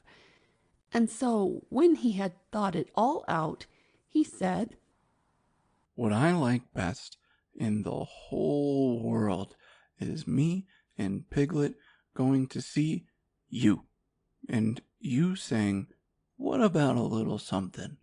and me saying, 'Well, I shouldn't mind a little something, should you, Piglet?' and it being a hummy sort of day outside, and birds singing." "I like that too," said Christopher Robin. "But what I like doing best is nothing." "How do you do nothing?" asked Pooh, after he had wondered for a long time. "Well, it's when people call out at you just as you're going off to do it. 'What are you going to do, Christopher Robin?' And you say, 'Oh, nothing,' and then you go and do it." "Oh, I see," said Pooh. "This is a nothing sort of thing that we're doing now." "Oh, I see," said Pooh again. "It just means going along, listening to all the things you can't hear, and not bothering." "Oh," said Pooh.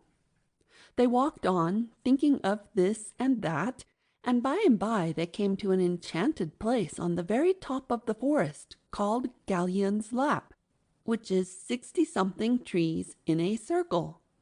And Christopher Robin knew that it was enchanted because nobody had ever been able to count whether it was 63 or 64, not even when he tied a piece of string round each tree after he had counted it.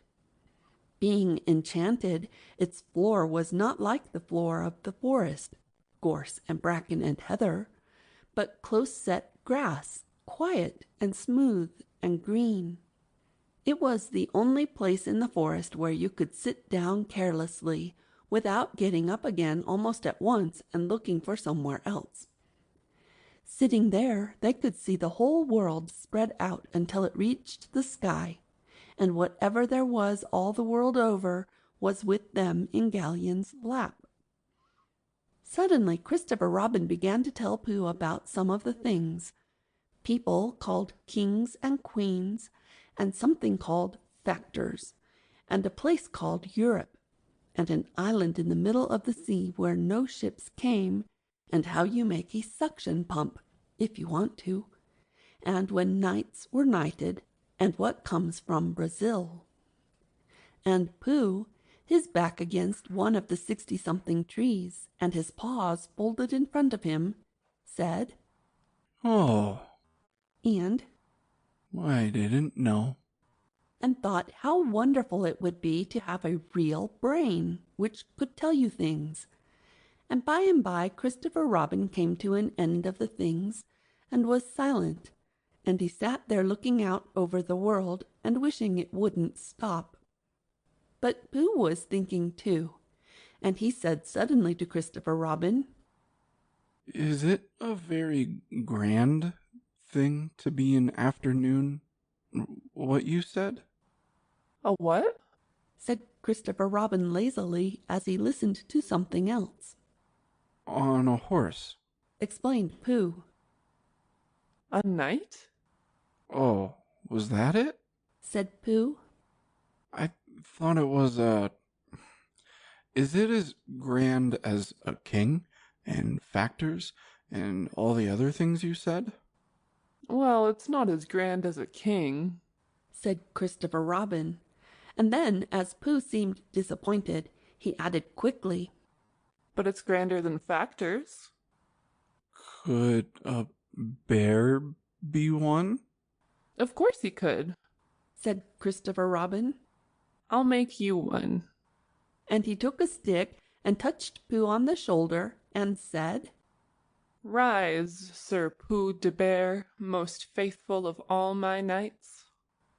So Pooh rose and sat down and said, "Thank you," which is the proper thing to say when you have been made a knight.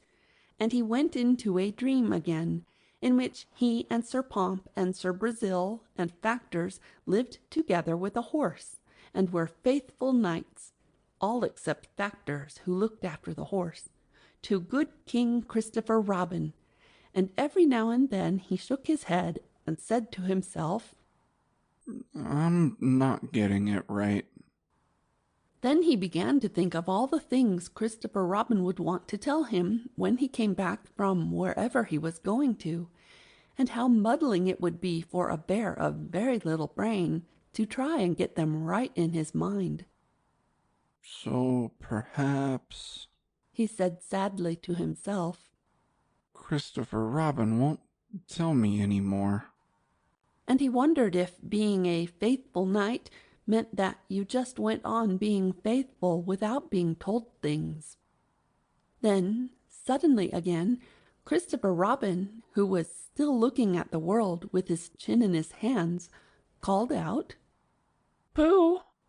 "Yes?" said Pooh. When Pooh!" "Yes, Christopher Robin?" "I'm not going to do nothing anymore." "Never again?"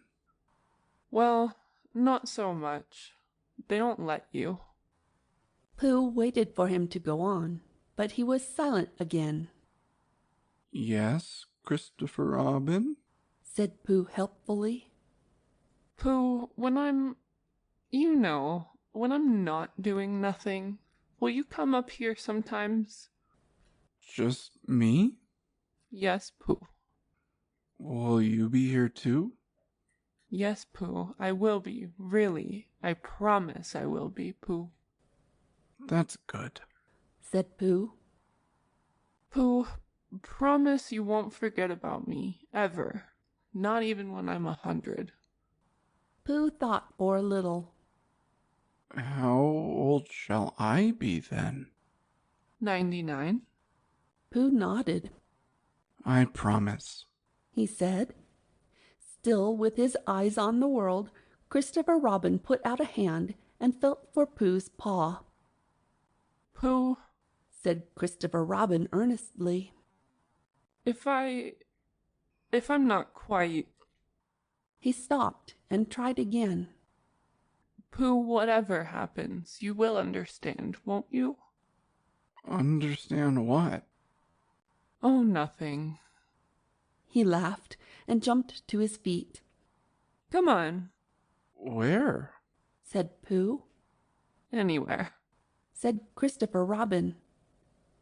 So they went off together.